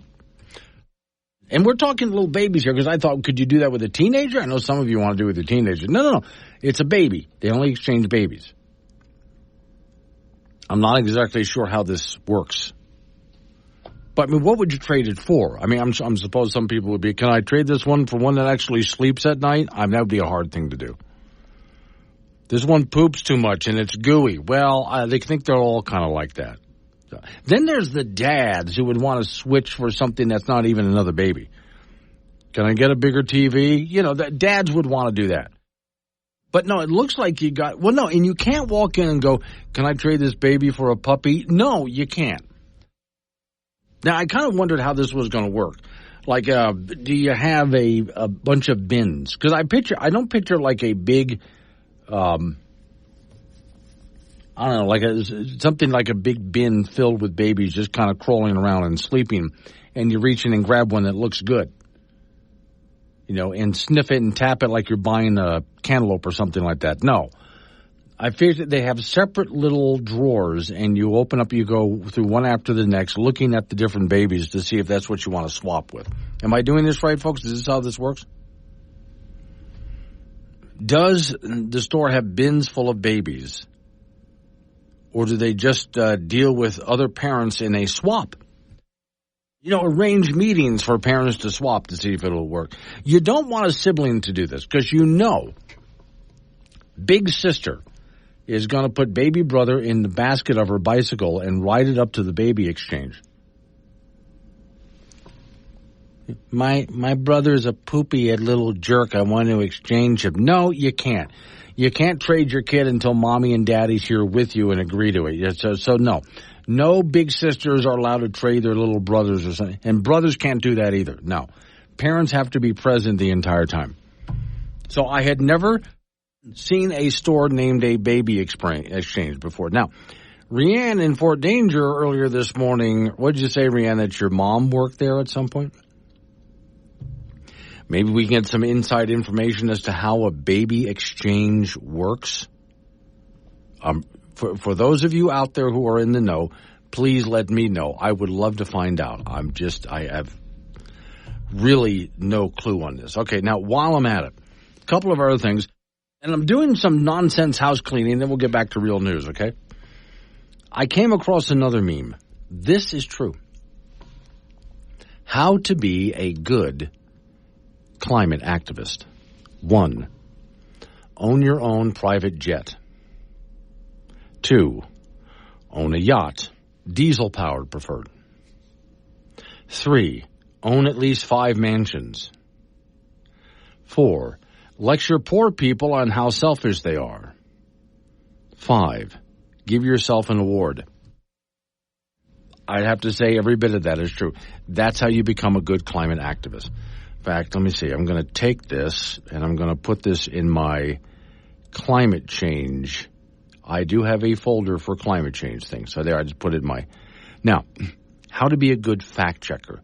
Because I came across a story this morning that I thought was just absolutely hysterical. I mean, I really thought it was hysterical. And as I read it, it said at the top, the news and I'll put that in air quotes, news organization that put it out said it was fact-checked. And you know that's a joke, right? So how do you fact-check someone like Kamala Harris? Okay, 1, she didn't say that. And if she did, she didn't mean it. And if she did, you don't understand it. Because you're not smart enough. And if you did understand it, it's not a big deal. If it is a big deal, you're just taking it out of context. And it wasn't a big deal. And others have done it before, so it doesn't matter. And if they haven't done it before, at least blame the orange man. That's basically how you fact-check Kamala Harris today. All right, so I came across that. In fact, let me see real quick here if I can find the story for you, because I thought it was just absolutely hysterical. Let me see, I'm going to my notes that I have here. Hysterically stupid. Oh, okay, here it is. All right. The headline of the story is "Your Brain on Repeat." Now, we've all had that. You know, when you're thinking something that's in your head and you're thinking it over and over and over again, your brain's on repeat. It says the surprising psychology behind climate change denial. And then it goes into what they think is the psychology. In the fight against climate denial, scientists have discovered an unexpected enemy. Your own cognitive bias. Yeah, because the cult of climate change doesn't have a cognitive bias, right? A new study reveals how easily our minds can be tricked by simple acts of repetition. Again, you don't think that happens to the cult of climate change, the believers. So scrolling through social media, people come across climate skeptics and claim that it contradicts everything you know about global warming, and people dismiss it, confident in their understanding of the science. But what if you saw the same claim again later? According to new research, you might find yourself unconsciously viewing it as more credible, despite in other words, the more you see something that says climate change is not caused by human beings, the more you start to suffer the effects of that. Oh, my God. Yeah, climate change denial is a disease or something to them. And it says at the very top of this article that it's very proudly with a big check mark, this has been fact-checked.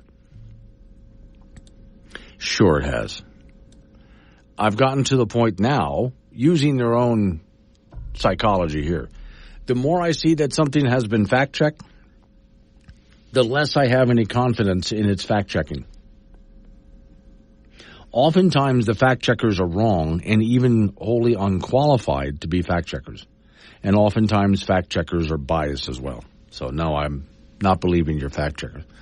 See, I-80 John is sending me a note. Morning, Glenn. I guess Elmer J. Fudd believes in climate change because he keeps saying, I'm Elmer J. Fudd, millionaire, and I own a mansion and a yacht. Yes, he does. R.H. in Wiggins, Colorado. P.S. Apologies for salmonage. I was using, so I don't care. Salmonage was funnier. That's why I said it that way. No need to apologize for that. I thought your using salmonage was a much funnier way than saying sandwich. Solid, respectable Republican business. That's what makes America, Harley. My folks were Democrats, John. Yeah, and time on the range and sweating in the summer and freezing in the winter and sleeping on the ground and fighting the wolves and the rattlesnakes. No, Harley.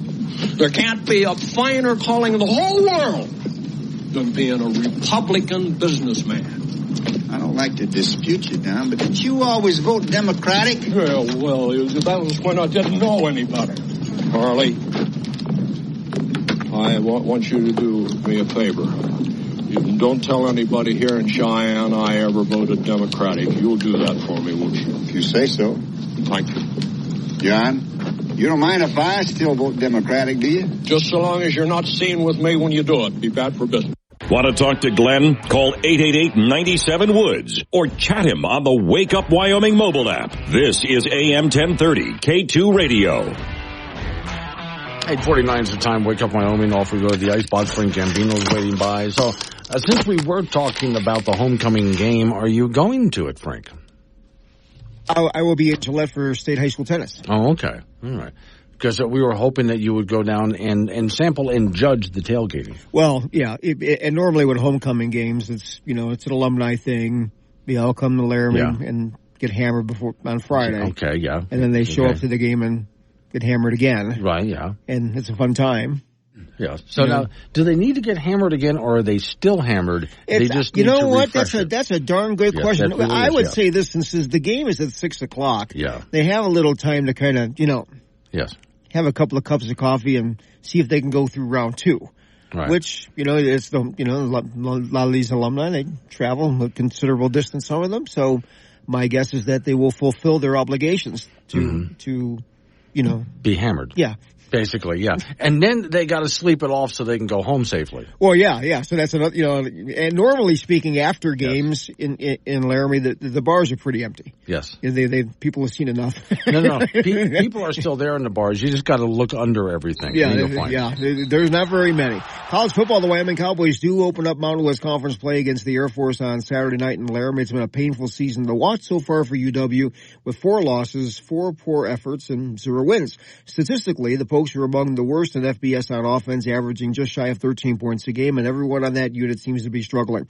The defense will have a challenge with that Air Force option attack, so it's assignment football to the max for those guys, and it's hard to recreate what the Falcons do on their own practice field. Wyoming's defense has been allowing 5 touchdowns per game, so that's got to change soon. Air Force is 1-2. They haven't looked very good at all this season, and the Cowboys have a chance here. They're only 4-point underdogs. That's a game time start at 6 p.m. on Saturday from Laramie. We'll have that for you on KT Radio in Casper and KOWB in Laramie. And high school volleyball from yesterday. Cheyenne East over Cheyenne Central in 3 straight, 25-22, 25-19, and 25-19. Tonight in Casper, Natrona will be at Kelly Walsh. It'll be a 6 p.m. start. Also tomorrow at high school volleyball, Campbell County will visit Laramie. Cheyenne East will be on the road in Gillette to take on Thunder Basin, and Cheyenne South will host Sheridan. Junior college volleyball, Casper College 3-16 after a 3-0 loss to Western Nebraska on the road earlier in the week. Now the Birds did beat Miles City, Montana on Saturday at home, but that's their only win this month.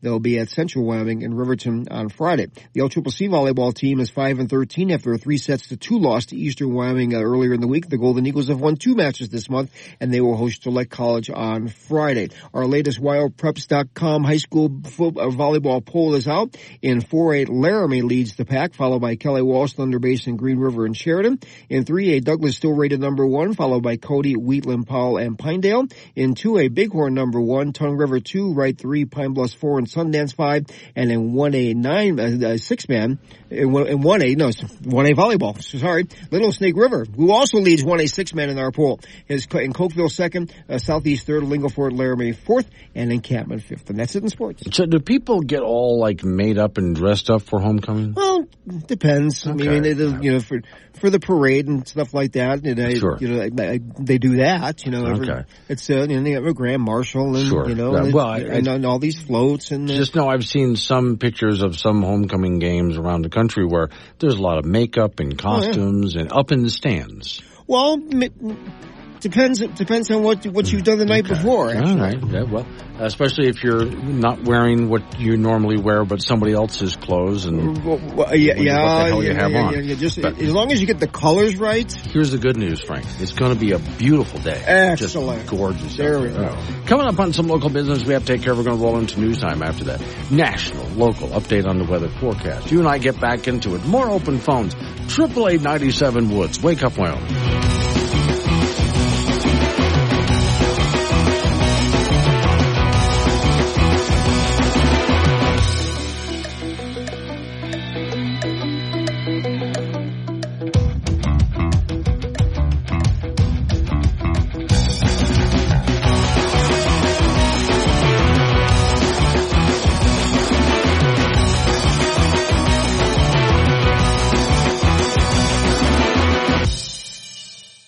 Please, Monday.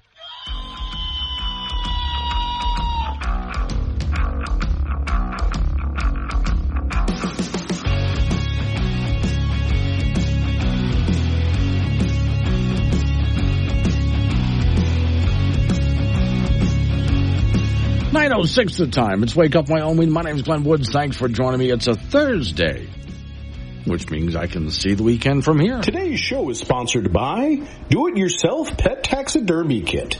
You'll never have to say goodbye to Mr. Sprinkles again. You can put whatever expression on Mr. Sprinkles' face that you want. Warning, this show contains reference to guns, liberty, limited government, low taxation, the cult of climate change, free thinking, cigar smoking, short people, rubber chickens, Karen's bureaucracy, liberal buzzwords, tour runs, traffic, toilets, terrible jokes, and more. No apologies will be issued. Guest callers may express any opinion they want without fear of being canceled. Unless you're a loudmouth jerk like Dave, then Glenn will hang up on you. Strap in, hold on to your coffee, and feel free to participate. This disclaimer does not refer to every person named Dave, just one particular Dave from San Francisco. We know a lot of Daves. They call this show all the time, and they're great people. So don't call this program and complain that we use your name. That would be a real Dave move, Dave. Now, if you want to interrupt me, that's fine. That's your 888-97-WOODS, the phone number. That's 888-97-WOODS, or send me a text. But I'm going to have some fun for a moment here. Something I love doing, and that's picking on a lot of news media that's out there. First off, I came across this story here. It says, guess how many people really trust the news media and government? Because, there's a lot of polls out there and so on. So here's what it says. Aside from the police, small businesses, 68% of the military, 61% are the only other institution in the June 3rd through the 23rd poll that garner a majority level in confidence. So in other words, you have a lot of confidence in small businesses. You have a lot of small businesses, and the military are commonly seen as tops in confidence among Americans. They're the two leading since 1989. And that's good for those people who are in the military and who run small businesses. The general public has a lot of education in you. Meanwhile, 26% and 36% of U.S. adults express at least quite a lot of confidence in some other institutions. The medical system, higher education. I can tell you right now, I have less and less confidence in higher education. I really do. When we talk so much about what higher education is doing and not doing for young people, I have less and less confidence in higher education. And the same goes for Americans. As these numbers, if these numbers are true, what they show is a waning confidence in higher education. And as far as the medical system, I can tell you what I think personally. I do have a lot of trust in doctors and nurses and so on. But in government's ability to run the medical system, the more they try to run it, the worse they make it. Let's see. U.S. Supreme Court, public schools, organized labor, banks, large technology companies, all the way to the presidency are at very low levels of confidence. 5 institutions have the confidence of less than a quarter of U.S. adults. Criminal justice system, news media, television news in general, but, newspapers, which is pretty much going away, online, but also television news and Congress, all-time low. Confidence in the criminal justice system has edged up in the past couple of years, but people don't have a lot of confidence in it.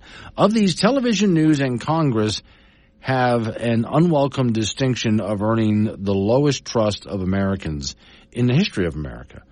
So about 14, and this I always thought was kind of interesting, 14% of Republicans say they trust the government to tell the truth. Who are these people? And just 5% and actually down as low as 2% agree with the statement privately. So okay, there's the next thing. And when it says, they do a media poll, 14% of Republicans have confidence in news media. And then when you talk to them privately, you find out that number is as low as 2%. Now, on the one hand, when you ask someone publicly, you find 42% of Democrats say they trust the media to tell the truth. Privately, about 3% of Democrats believe this. So there's a different number when you ask people privately.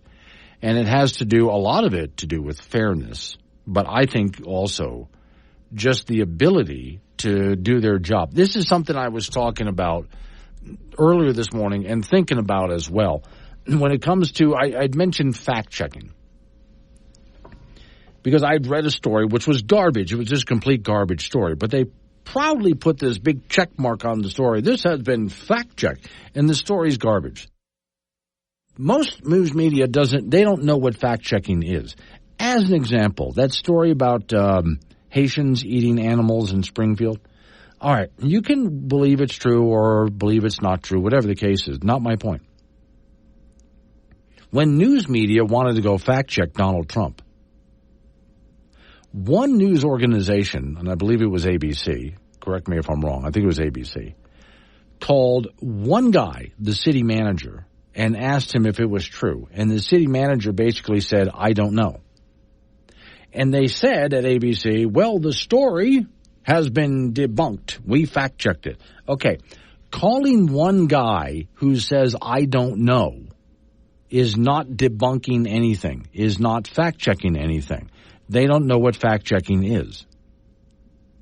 Hiring people who are unqualified to fact-check is not a good way to fact-check things. They don't know what to look for. They don't know how to look for it. A fact-checker needs to be actually trained in it. Also, having someone sit down in front of their computer and Google a bunch of things is not fact-checking. That's not what fact-checking is.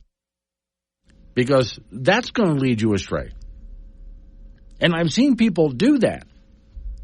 I had a guy one time I got into a bit of an argument with when it came to government-run health care. And he was firmly convinced that government-run health care was the way to go. And he said he was one of those who believed, because Michael Moore said so, that Cuba has the best health care on the planet. And I said, Cuba has the worst health care on the planet. So he wanted to fact-check that. So he picked up his phone, and speaking to his phone, he asked Google who has the best health care on the planet. And at the time, one of the top stories that came up said Cuba. It wasn't the top story, but it was one of the top stories. And he looked at the phone and pointed to it and said, see, that proves it. That's your fact-checking, is it? That's your fact-checking? That's how you do that. And then you don't know what fact-checking is. That's not how you you have to go there. You have to see it. You have to research it.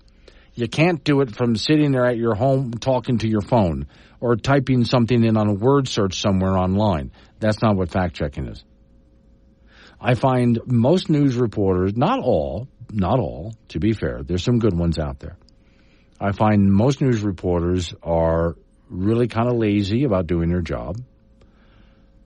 They are heavily biased, whether they know it or not, they're heavily biased. And so their news stories are heavily biased. And when it comes to fact-checking something, or even just doing a little bit of homework, they don't even try. They're doing the bare minimum. They're supposed to crank out so many stories a day, so they do. And they're not really concerned with the quality of that story. But if they are worried about, hey, let's make sure we get this right, again, their fact-checking tends to be very biased. Chet and Yoda said, I'd 14% trust government. Yeah, okay. No, trusted government is at an all-time... Wait, here's what gets me, though, Chet. Trusted government is at an all-time low. So why do we keep voting these people in? If it's at an all-time low, why do we keep voting these same people in? How about if you really distrust them that bad, make different choices? And the same comes with your news media. If you really mistrust, and I have a serious distrust of today's news media. If you really mistrust news media that bad, go get your news somewhere else, and there are other places. So I pulled this guy over, and I said, how high are you? And he said, no, sir, it's hi. How are you? Cop pulled me over. He said, papers?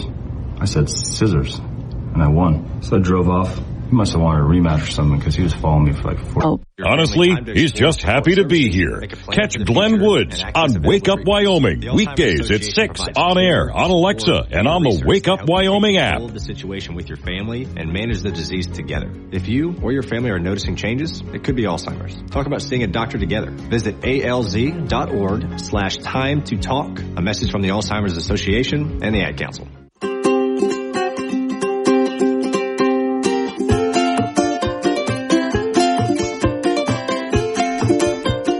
9:22 is the time. It's Wake Up Wyoming. Off to the phones we go. Diane is in La Grange. Like the ZZ Top song, but in Wyoming. Wants to talk about voter turnout. Morning. Actually, Michael Jackson is my favorite. So there you go. Okay. Anyway, I am calling about, I saw on the news that voter turnout in Wyoming was so low for the primary. Yeah. And that really concerns me. I hope people, just because we got Liz Cheney out doesn't mean Harriet Hageman doesn't need some help. I just hope that the people in Wyoming, no matter which side they're on, and of course I'm a Republican, and I want them to work hard. We need to get to work. Yeah, don't get people out to vote. Don't ever assume it's just a done deal. Yeah, exactly. All exactly. Right. Even Don't if you're ever in do Wyoming. that. All right. Yeah. Thank you. I appreciate you hanging through that entire break, too. Okay, here's the deal. A story came up just a little while ago that said Americans are a little bit thinner. We have a long way to go, but we have lost some weight. And I thought it was really interesting, and they should have done a little bit more research, that at the same time Americans are losing weight, costs at the grocery store keep going up and up. Now, I give you Exhibit A. On the line with me is Tim from Tampa. Hi, Tim. Hey, Glenn. Yeah, not long ago, Tim from Tampa was a fat tub of lard sitting on the couch. Hey. What? But I resent the term tub. Oh, okay. But having said that, though, you're unlike now. I had a story earlier this morning about a flasher in Jackson Hole. He said that to the police that his pants accidentally fell off like 12 or 13 times in front of women. But your pants are falling off for a completely different reason, and I mean that literally. Well, yeah, and it's all thanks to Joe Biden and Kamala Harris and the Bidenomics diet. Yeah. I've lost 47 pounds. Not bad. Okay. Now, is it 47 pounds because you've been working hard, or 47 pounds because you couldn't afford food? Oh God, no! I can't afford to buy what I used to buy. That's part of it. You know, I call it the butter index. When I'm going to use the word tub. When a tub of butter used to cost $4.99 and it's now $9.99. Wow! I can't believe it's not butter. Well, you know, for that price, you better hope it's freaking butter. Okay. Now, what about when you head over to the snack aisle? Well, I just go over there just for nostalgia's sake. Okay, yeah. You know, Fritos used to be, $3.50 a bag. They're almost $6 a bag now. Mm-hmm. So, I can't afford to stuff my face with what I used to. Okay. Now, and you not only can you not afford to stuff your face with what you used to, but you're not able to stuff your face as much as you used to. No, when I go to a restaurant now, either the portion sizes have shrunk or the forks have gotten bigger. Yeah.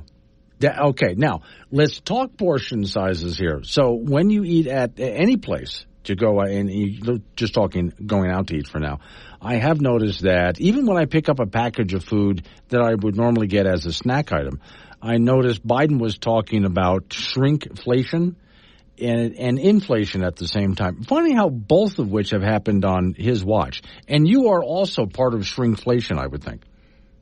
Well, yeah, I mean, you're not getting as much of me as you used to get. I mean, sorry, ladies. Yeah, sorry. Well, they weren't complaining before. They're not complaining now.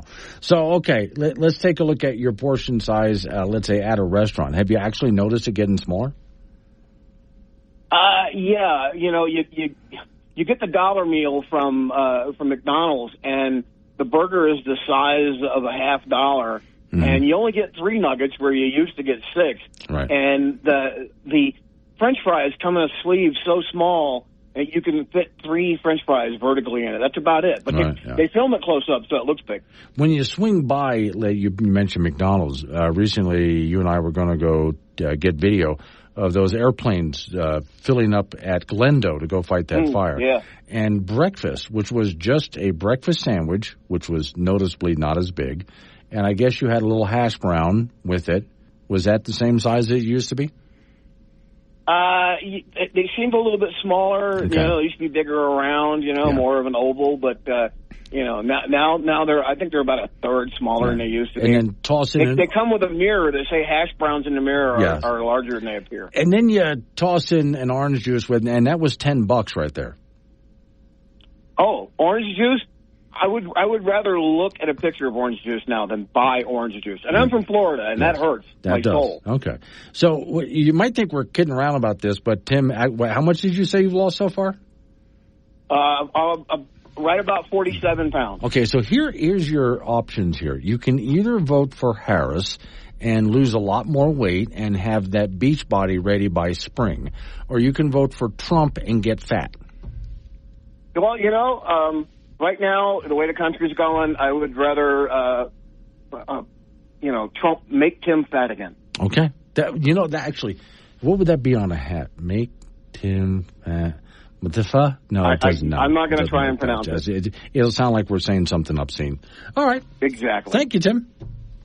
You're welcome. Okay, coming up on some local... Oh, wait, I got a note here from Redbeard in Guernsey. Morning, Redbeard. Say, good morning, Glenn. I see that Dickie's Barbecue is not open. They're opening in Casper. The one in Laramie is a great place to eat. Looking forward to visiting the one in Casper. Have a great weekend. Yeah, there is a Dickie's Barbecue. This was the Village Inn restaurant, which I used to eat at now and then.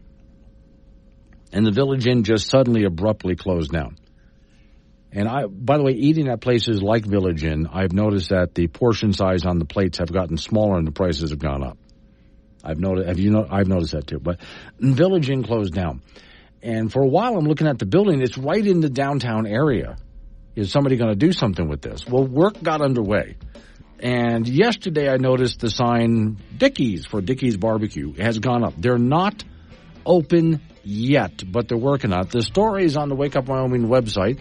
If you subscribe to the Wake Up Wyoming app on your phone and get alerts, Miss Mary's going to send that to you. Blue Eyes in Douglas, don't forget to talk about the good food. The good-for-you food is always way out. Prices like freaking eggs, for crying out loud. $9 for an 18-pack.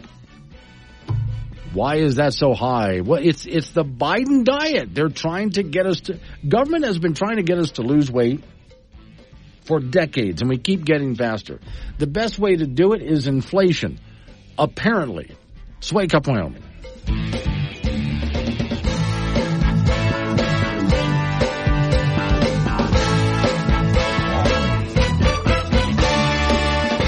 Monday. Wake Up Wyoming with Glenn Woods. Make your voice heard at 888-97-WOODS. This is AM 1030 K2 Radio. 9:36 the time. It's Wake Up Wyoming. Head down to Cheyenne real quick because I will be in Cheyenne tonight at Thankful Thursday helping Alf host the event.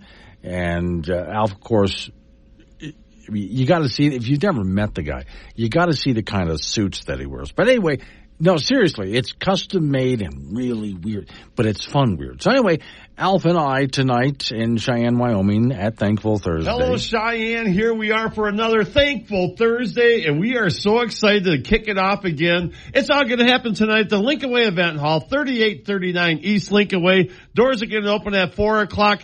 Come on out and join the fun. Tonight is a great cause, Legal Aid of Wyoming. Now, I have Tia in the studio with me today. Now, Tia, Legal Aid of Wyoming, you and I have done this once before, right? This is our second one? Yes, Alf, thank you. Yeah, this is our second one. So I wanted to ask, first of all, Legal Aid of Wyoming, you and I were talking about before we went on the air. It is so intriguing to me, all the things you did. Can you please let our listeners know why we're raising money tonight at Thankful Thursday? Sure. Thank you, Alf. So at Legal Aid of Wyoming, we provide civil legal services to the poor. That includes domestic violence restraining orders for abused women, wills for seniors, advanced health care directives, wrongful eviction services to help people with landlord issues. We also help homeless veterans get into housing, as well as guardianships for children who have parents that are either unable or unwilling to care for them. And since we only serve the poor, we need help raising money for court costs and other fees. Tonight we'll be auctioning off a Jeep, a Big Boy Colt 45 rifle, a Saturday night special revolver, and a bunch of other theme baskets and classic paintings. So please do come join us for foods, drinks, games, and fun for a good cause. And it is a great cause. Now, you were talking about all these people you help. So if you're listening out there, you probably know someone who has had help or needed help. This is a great way to reach out and find out more about Legal Aid of Wyoming. Coming out to the Lincoln Way Event Hall. Doors open at 4 o'clock. But your live auction you're talking about doesn't start till 6 o'clock. So if you're getting off work, come on out and join us. Now, you said we're going to have food, but it's going to kind of be a surprise, right? That's right, Alf. Thank you. All right. We're going to have food out there. Come on out and join us. You can win $1,000 just for walking in the door. I want to give a big shout out to Frontier Firearms. They're going to be supporting us tonight. for Legal Aid of Wyoming. Come on out and join us. Win some cash. Support a great cause. It's all at Thankful Thursday, 3839 East Lincoln Way. Doors open at 4 o'clock. We will see you there. And I'll be there with Alf tonight, starting at, the doors open at 4 o'clock. I'll be there all the way till 6. I leave just before the auction starts. All right, one more item for you. So, there is a satirical website called Casper Planet. If you ever read a story and you're thinking, what the heck? And it's a Wyoming story, check to see if it was put up by Casper Planet. I think these guys are brilliant, but, I love satire and sarcasm and so on. All right. In Europe, someone invented this really futuristic-looking pod. Almost looks like a spaceship that a person would crawl into and close the door. And it starts to pump in nitrogen, and the person just slowly falls asleep and then suffocates inside the pod. It's meant for people who want to commit suicide. They close the pod door, it locks on them. This is like something out of the movie Soylent Green, by the way. But no, they close the door, it locks on them, and then it pumps in the nitrogen, and they die. Now, over in Europe, where this was invented, someone's being charged with murder for actually having used it. Here's what Casper Planet did. They show a picture of a woman standing next to the pod as if she's modeling next to it or demonstrating it. She's standing next to it, though. And it says Casper Mall, the mall in Casper, Wyoming. Instant infinity nap pods for shoppers that need a break. So in other words, like you see those massage chairs, you can sit down and put some money in and get a massage. Do you want to take a nap? You can climb into one of these pods, close the door, and take a nap. The problem is that it'll end up becoming a dirt nap, a permanent nap. Story says shopping just got a lot more relaxing in a move that's changing the mall experience. Casper Mall has installed a series of infinity nap pods for tired shoppers who need a break from retail therapy. Futuristic egg-shaped pods are designed to offer mini escape from the hustle and bustle of the shopping scene. For a small fee, mall visitors can slip into one of the soundproof, et cetera, you get the idea. But the picture that they're using is actually a picture of one of these suicide pods. And some of you are listening to this going, oh my God, did they really do that? These guys are like Onion News, but for Wyoming. So a lot of what they do is really edgy, as you can imagine. Just so you know, if you see that story or any story like that, remember to look up to see if it says Casper Planet. I love reading stuff like this personally. Oh, one more thing. These are the same people that a few years back did this brilliant story that said that Devil's Tower was just the trunk of a big ancient tree. Imagine how tall that tree would have been.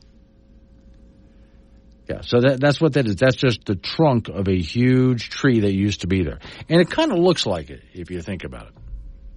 And that actually stirred up a lot of dust on the internet when they did that, which, again, I thought it was hysterical that some people actually bought into the story. 942, Wake Up Wyoming. If it's happening in Wyoming, it's on Wake Up Wyoming with Glenn Woods from K2 Radio. Join the conversation at 888-97-WOODS.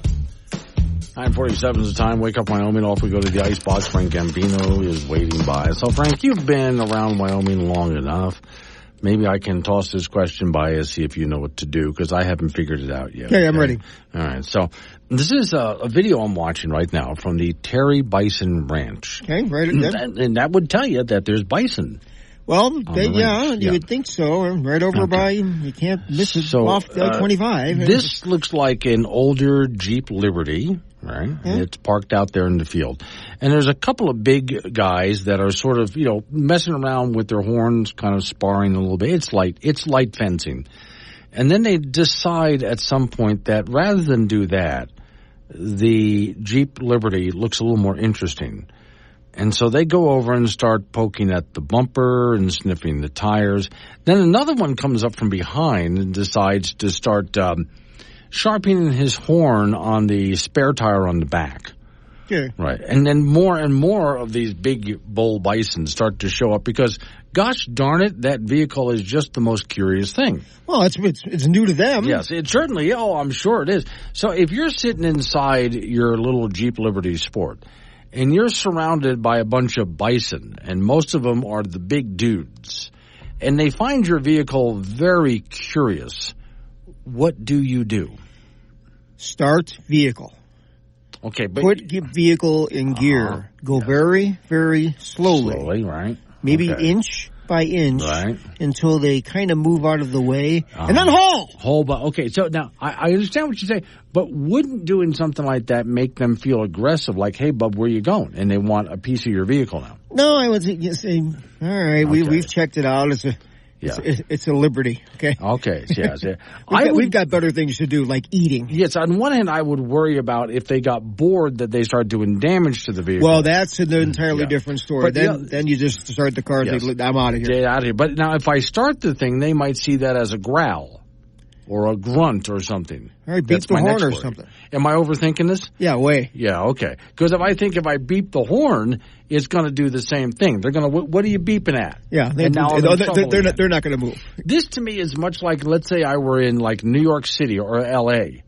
and some gang, some thugs started surrounding my vehicle and checking out the hubcaps.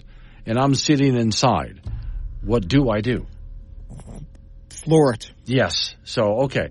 You would say, and I think your advice is sound advice, start the vehicle. But if you can, is it possible to start a vehicle quietly? Well, you want them to be startled a little bit. Turn the key slowly. See if that helps. Right. Click. Yes. Click, and then as it starts up, just put it into gear. And like Frank says, just try inching forward. Inch by inch. But at some point, you're going to have to put your foot down. I'm just saying. Yes, literally.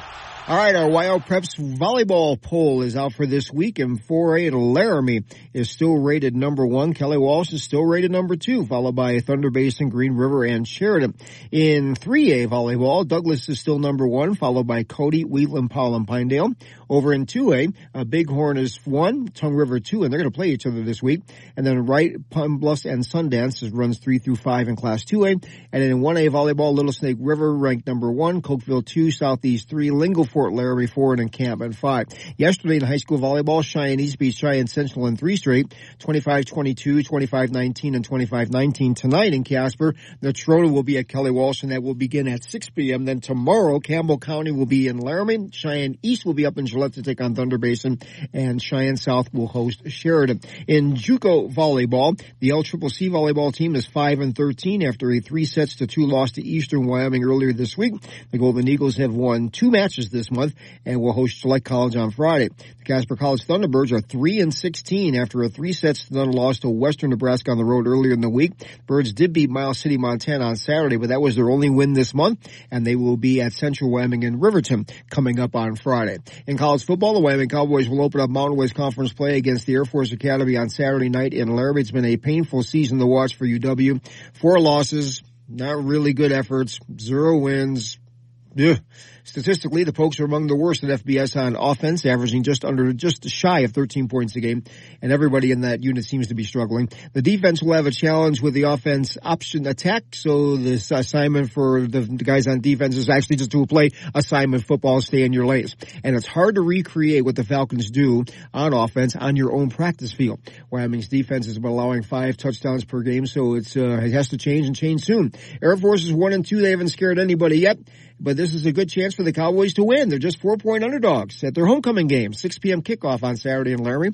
We'll have that for you on KT Radio in Casper and KOWB in Laramie. That's it in sports. So I've had such a good show today, Frank. You've been busy. You just haven't been able to hear. I got to talk about a stripper in Jackson. A flasher. Yeah. They found him, I guess. Yes, they did. Yeah, and what gets me is it's one thing to use the excuse with the police that my pants accidentally fell off. 4, 5, 6 times? Yeah, like 15 times in front of 15 groups of women. I think that's Then I also decided to try to figure out what was going on at a local business called the Baby Exchange. You don't trade babies. No, well, that's why I assume it's a baby exchange, Frank. I mean, can you walk away with a bigger television or something like that? No. You can't trade your baby for another baby. I pictured a little sister pulling up with her baby brother in the basket, and saying, my brother's a poopy-head little jerk and I want to exchange him. You know, something like that. That's probably happened. That probably has happened, but no, mom and dad have to be there. But anyway. No. We got to keep them, you know. You name your baby, you name your business the Baby Exchange. What do you think I'm going to think, Frank? It's actually for like strollers and clothes stuff like and that. toys. You think so? Maybe I should go visit them. Yeah, just to go in there. I don't think they'll let me in anymore. They're probably mad at me after what I said. Okay, Frank, we'll do it again tomorrow. Have a great day. It's coming up on some local business. I get in trouble all the time. It's Wake Up Wyoming.